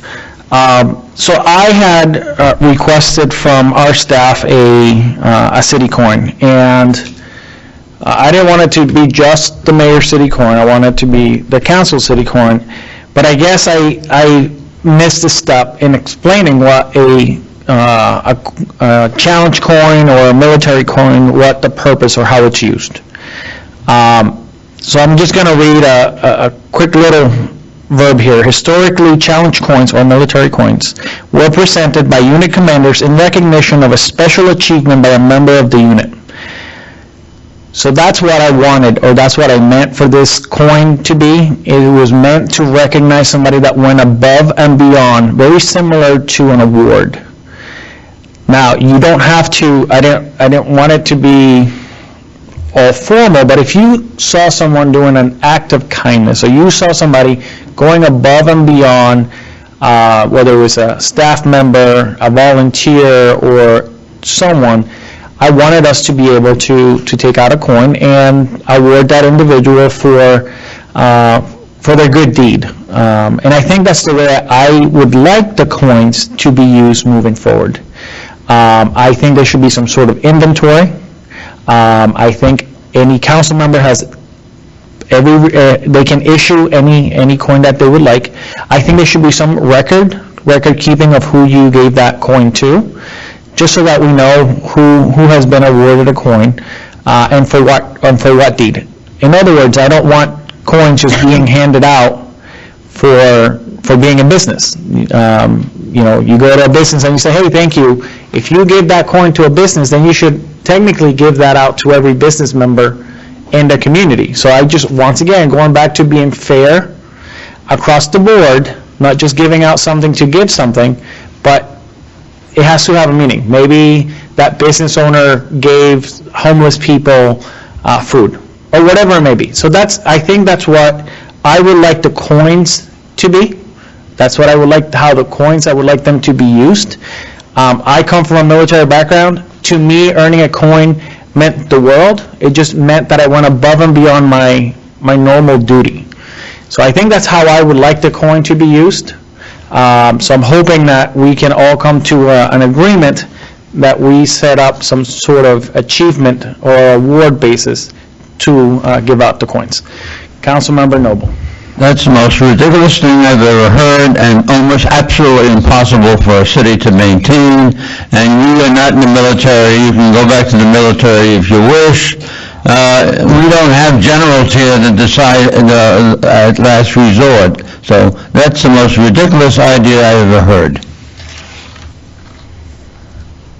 I appreciate you disrespecting my service, Councilmember Noble. You just took it to a whole nother level. Thank you so much. Deputy Mayor Tharp. I agree with the mayor. It's a simple, hey, I gave out this coin to this person. It's an email. That's the accounting. We're not asking, I don't think we're asking the world by having, who'd you give a coin to and their name and address. What political party do you belong to? That's when you get the What the heck coin. difference does that make? Oh, can I? Councilmember Noble, please respect this body. All that I'm saying is, if you hand out a coin, you send an email to the city clerk and go, gave out one coin to this person, this business, whomever. It takes about 30 seconds to type an email. I don't think it's too much to ask. The other question I got Councilmember Busquet. The other question I have is, who is this That's the right to talk to. Yes, I'm sorry. are you done? Councilwoman. When you give a coin, are you representing that you, council member, are giving it an appreciation, the city is giving it an appreciation, the city council is? I mean, how do you present the coin? I think it's on your behalf, but it represents the body. It represents the city of Green Acres. So every member up here would have the right to give a coin. I'm not saying that you don't have the right to give the coin. I think it should just be for going above and beyond. I just think it needs to have a little disclaimer that says, I'm giving you this coin because you did something above and beyond. Councilmember Dugo. Okay, so I'm going to speak on the record that the reason this has come up is because I handed out several coins. I can tell you the 19 people in my community that serve on boards, that go out of their way for their neighbors, that serve on associations, in which I thanked them on behalf of the city and gave them a commemorative coin. I also gave a new business a coin, welcome to our city. Now, I'm familiar with military coins and military medals, but also corporation coins. They're used to thank your staff, to thank people for what they do, and to moralize. It's good for morale. And I think that question and who I gave the coins to, when I first found those bags of coins, I asked our public information officer, I asked our city manager, is there a criteria? Therefore, I was told none, and those are the people that I gave them out to. I assumed everybody here felt the same way, that we'd give them out to someone who was a volunteer and that they were aware of. A volunteer, if you volunteer in Pine Ridge or River Bridge or wherever, you are volunteering for your city, and you're helping your city. You're helping your neighbors. So I'm making that clear that that's what I did with the coins. Councilmember Diaz. Thank you, Mayor. A couple of things. First, I do think we should have some sort of recording, yes, of who receives these coins. These coins are purchased with public dollars, so I do feel the public has a right to know who receives these coins and when they're given, and for what purposes. And secondly, if there was never a policy in place or an understanding truly of how these commemoratives were given out, I do understand how they could be given out for service. I think the timing of when certain coins are given out, specifically during an election, made it questionable as to these coins being given. I am very much in favor of a policy of some criteria under which it doesn't have to tie our hands. Obviously, we want to reward people for going above and beyond, but I do think that considering a policy of distribution of the coins and for what purposes should be considered. Thank you. Any other comments? I just want to address Councilmember Dugo's. I was not, it was brought up because some stuff came up. I didn't want to throw you under the bus. That was not my intention. I know it wasn't you. Okay, I just want to make it clear. The issue at hand was that we didn't create a protocol. And that's what my intention today is to create a clear black and white protocol, whether it's just a simple disclaimer that says it could be awarded to somebody that goes above and beyond. Doesn't have to be all fancy. Doesn't have to be, they have to meet 10 different criteria. No, just in your book, they went above and beyond, and then we create some sort of record. By what you said, technically, if you gave it to 19 board members, then we have to give it to all of the board members of every HOA in the city of Green Acres, based on that criteria. If you knew that they went way out of their way for their neighbors, yes. Okay.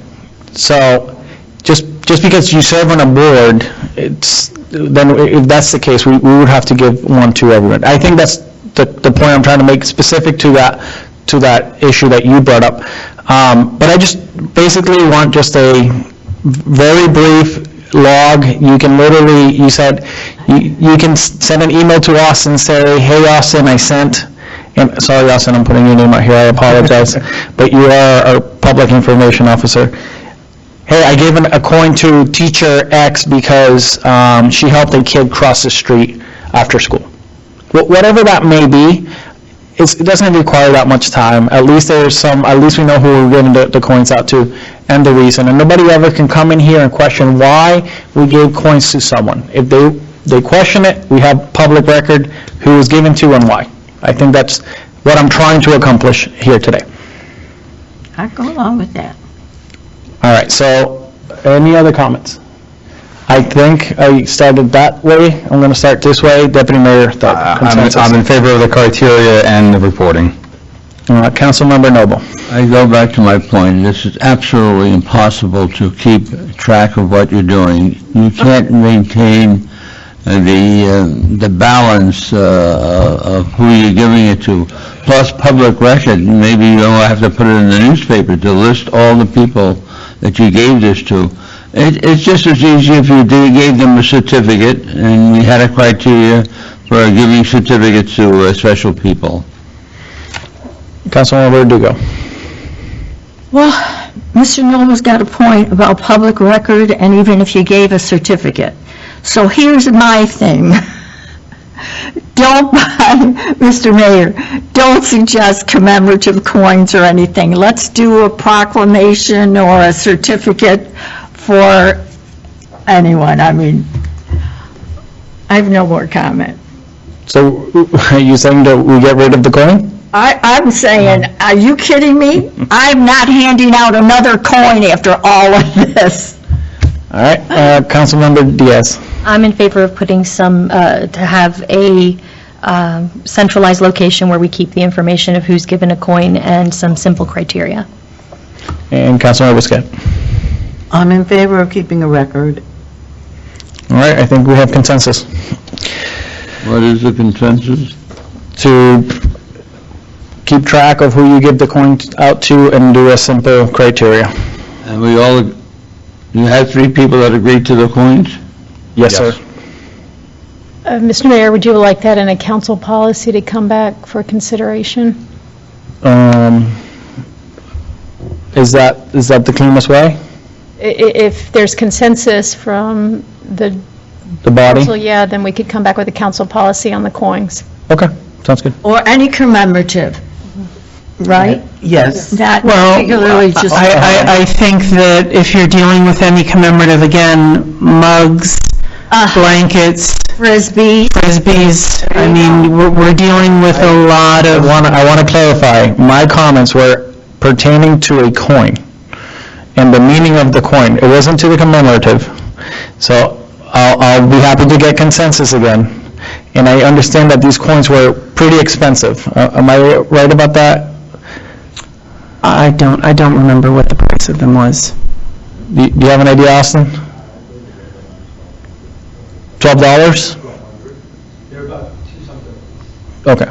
So Councilmember Diaz. So is this basically, if I'm understanding correctly, this commemorative coin is our city's sort of, is it similar to a key to a city? Is it a step below to a key of a city? Because there's various different levels, obviously. So we're not putting a coin in the same level as a cup or a T-shirt. Correct. Okay. Or a key to the city, right. Right, well, that's way up there. All right, so once again, I want to clarify, I see the coin as an award, not just giving somebody a commemorative cup. So I just want to get clarity again from other council members, since I'm referring only to the coin. Deputy Mayor Tharp. Yes, in agreement, and then we keep a log. Councilmember Noble? I have all the coins in my box. I never gave them away. No one ever told me what they were for. They just found them in my inbox. The answer is no to a coin. Okay, Councilmember Dugal? My answer is no to the coins or a commemorative log, and not making this personal, but before somebody orders $1,200 worth of something, which may not be a coin, but in the future, that we do have a procedure. So in that way, I agree with the mayor, but... All right, Councilmember Diaz? Yes to keeping a log and simple criteria. All right, and Councilmember Busquet? Yes. All right, we got consensus. I have a question. Councilmember Noble? Who authorized the coins and authorized the money to be spent? I did. It was a suggestion, just as any of you have given suggestions, let's try and, have umbrellas, or let's do ponchos, or things like that. Yes, we don't have a coin, PBSO has coins, other entities have coins, so it was something that we thought would be a good commemorative for the city to have. I'm the last person to criticize you, but you spent $1,200 without discussing it with the rest of us? Doesn't need to decide. We have that in the city budget related to commemoratives or publications or anything related to public relations. That would fall into that category. Thank you. All right, and moving on to our last discussion item, televising council meetings. City Manager McHugh. Thank you.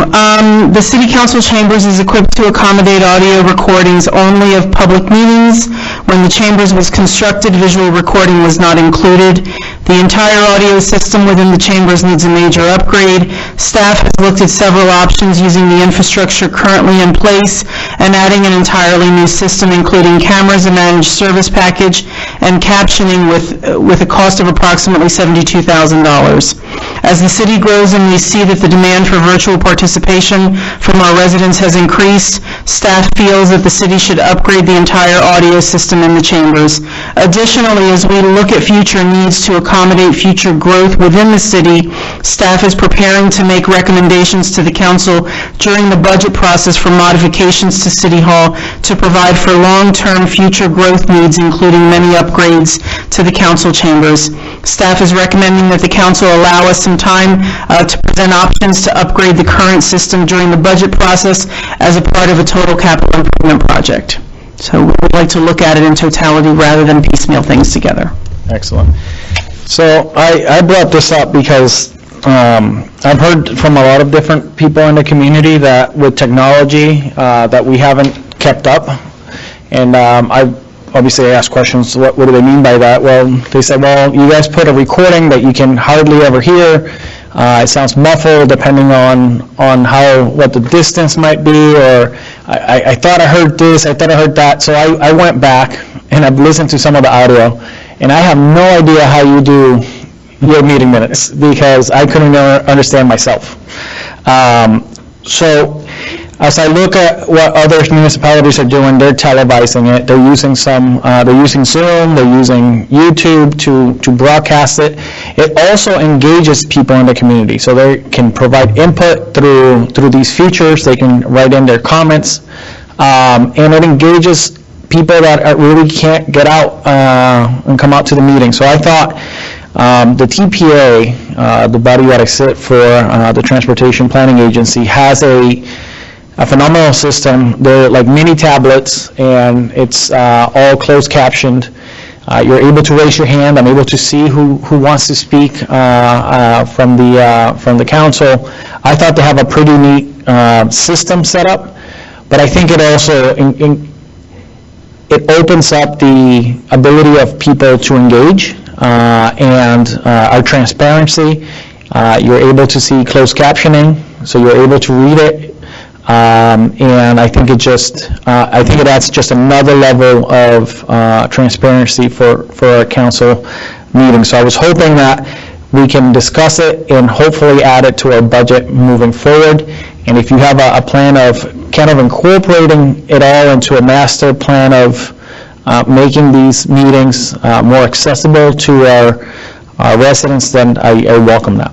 So I'll open it up for comments or questions from the council. I don't see any.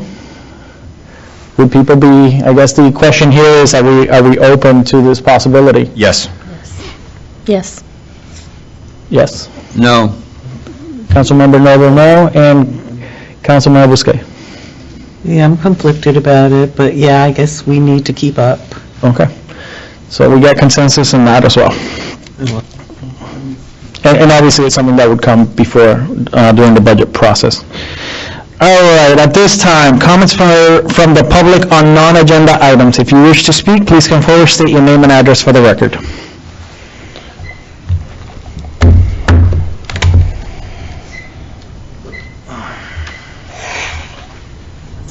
Leonard Grant, 152 Two Pine Drive.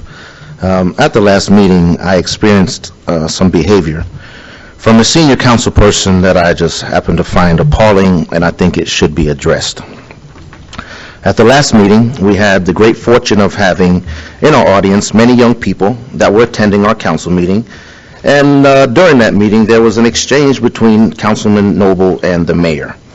In that exchange, Councilmember Noble yelled out, "Bull, S-H-I-T." It is, in my opinion, language like that should not be spoken on the dais, and we should also keep in mind just who's sitting in the audience. I believe this action to be a sanctionable offense that a council member should hold Mr. Noble accountable for. Thank you. Anyone else wishing to speak? Please come forward, state your name and address for the record.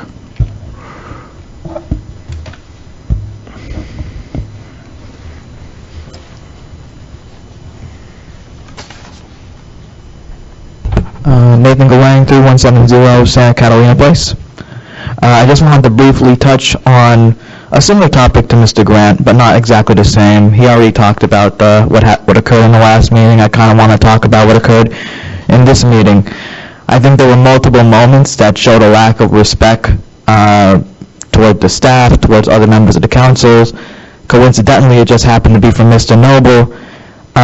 We saw it even going as far as going after the mayor's military service, telling him to go back to the military. I've never heard anybody say anything like that. I think that's gross.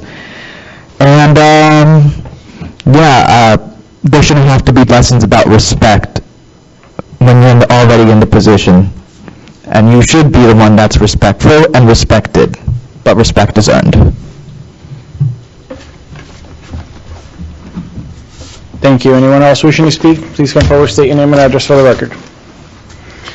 All right, seeing none, moving on to our city manager's report. City Manager McHugh. I have no report, Mayor. Thank you. Our city attorney's report. I do not have a report, thank you. Thank you for everything, Christy. Thank you. The mayor's and city council's report. I'll start to my left. I'll start with our city council member Busquet. I have nothing. Councilmember Diaz. I just have two very quick things. I wanted to give a shout out and a thank you to Ms. Skidmore. I know it was under consent agenda, but I know that you and your team worked very, very hard on that policies and procedures manual for the staff, so thank you. And I actually would like to thank all the city department directors, city staff, especially Mrs. Moore, who works so hard on these packets that we receive. The public gets to see most of it, but there's hundreds and hundreds of pages that we are given to prepare us for these meetings every couple of weeks. And I just want to say thank you. I know a lot of work goes into it, and it's very much appreciated. It helps us make the job a little bit easier. Thank you. Thank you. Councilmember Dugal. Well, so I just have one question. Do we want to continue with the plexiglass up here? I just ask for consensus. Are we past this, or I notice at the commission meetings, they don't have them out anymore. So I know at our board meetings, we took them down. Just wondering if people would like to think about that. I think that's a quick decision. Councilmember Busquet, yea or nay? Nay. Keep them? Yes. Okay. Councilmember Diaz? I don't see how they hurt. I'm fine with keeping them. Okay. Councilmember Noble? The answer is... Keeping this or removing them? I would keep them. And Councilmember, Deputy Mayor Thurp, I sorry. think there's no harm in keeping them. Okay, so we'll keep them. Anything else, Councilmember Dugal? Nope, that's it. Thank you. Councilmember Noble. My turn. The presentations today took almost an hour. I think we have to look seriously at the presentations. The reason we're here is to decide on issues related to the city, not so much other things like making presentations. So I'd like to give consideration that we limit the presentations to one and for 15 minutes, and so that we can continue on the business matters that we have before us. The other thing is, I noticed that we get people coming up, not necessarily the two persons that spoke today, but someone spoke earlier, criticizing what appears to be members of the council for things that they have no fact on. So I think if anyone's going to criticize the council, they should come in with the facts. Otherwise, they should be out of order. Deputy Mayor Thurp. First thing, kudos to Michelle Thompson and staff. The extravaganza event on Sunday was a rousing success once again. I mean, the lines were formed when I got there at 9:30, so just a huge thank you to everyone involved. I know PBSO was there as always, fire rescue was there. One of the I think it was Representative Wilhite brought up something, and I don't remember if it was him or Senator Berman, about smoking in the parks. And now that we have the ability to potentially control cigarettes, vaping, but not cigars for whatever strange reason, we get a lot of children in the parks. I think we should look at a policy. I'd be totally for banning cigarettes and vaping, because the parks are meant for kids. They do what they see, and if they see people smoking, if we can curb it at any step, I think it's just a good thing to do, from that standpoint, and that is all that I have this evening. I just want to say I agree with you, and we should do an ordinance. Okay, so let's bring that up for discussion at the next meeting. And one other thing, I think, Mayor, if I can, the only reason I didn't bring anything up yet is because technically the budget hasn't been signed. I know. By the governor. It goes into effect July 1, so that was the only reason that we didn't. I don't know if something would change, if something was vetoed. I just didn't know at that point. I'm cool with it at the wait. and I'd like to congratulate Suzanne Skidmore on an amazing job. Congratulations, Suzanne. For the mayor's report, I really want to address two things. It was brought up today by our two legislators. First of all, I thought that was a great presentation. I think that has everything to do with the city, even if they took a little bit longer. I think they kind of inform us as to what happened in Tallahassee, which is extremely important, and it affects us. One of the things that they brought up was housing. Housing is a major issue in this county. I think it's something that we, as a council, we should look at and consider, and I don't know what that means and what role we would play, but I think it's something that we need to discuss. If I will ask you over the next 2 weeks before we come back, do a search what the home prices are here in the city of Green Acres right now. I'm also going to ask you to look at what the rents are going for here in the city. It's skyrocketing. It's hard to maintain people here. Our workforce is being forced to leave, and this is not something just the city of Green Acres is dealing with. This is a countywide issue. I think it's a South Florida issue, but it's an issue. And before we know it, inflation is going to skyrocket because you're not going to be able to hire anybody for less than $15 an hour. And it's just going to, I know that there's inflation nationwide, but I think we're facing inflation at a different level here in Palm Beach County. I know we're 1 out of 39 municipality plus the county, but but I think we need to be abreast as to what's happening. The county commission spoke about possibly doing a revenue bond or some sort to provide housing, to invest into housing, and I don't know, once again, I don't know where we play in this, but I think we need to play a role. I think if we're really looking after our residents and we're looking after our community, we have to be able to figure out ways to help. And I know it's a pipeline issue, and even if we decide to do something, it might not take effect until a few years from now. But I think would be wise of us to start looking and exploring different ideas, concepts, best practices, not only in Florida, but maybe nationwide. So that's one of the things that I wanted to share with the body here today. And the other thing is, I want to thank Andrea, Kara, or Captain Moore. We went on a tour of the city. We drove around. They spent a little bit over 2.5 hours with me. We looked at some areas that I would like to see improved upon. But I encourage you, I think what the point I'm trying to get to is I encourage all the council members here to take out the team and see what the city looks like, that they can give you their perspective on the different issues that I saw, that perhaps you will see. Maybe you will see things different than me. But I think that's great input that we can provide our staff as to what things are important to us here in the council. So just thought I'd put that out there for you guys. That concludes the mayor's report. Mayor, I also wanted to tell you that there were 100 cities that made a list of where best to open up small businesses, and Green Acres is 36 on that list, 100. That's awesome. That came out today. Very nice. New businesses. All right, do I have a motion to adjourn? So moved. Motion. All right, do I have a second? Second. Meeting's adjourned.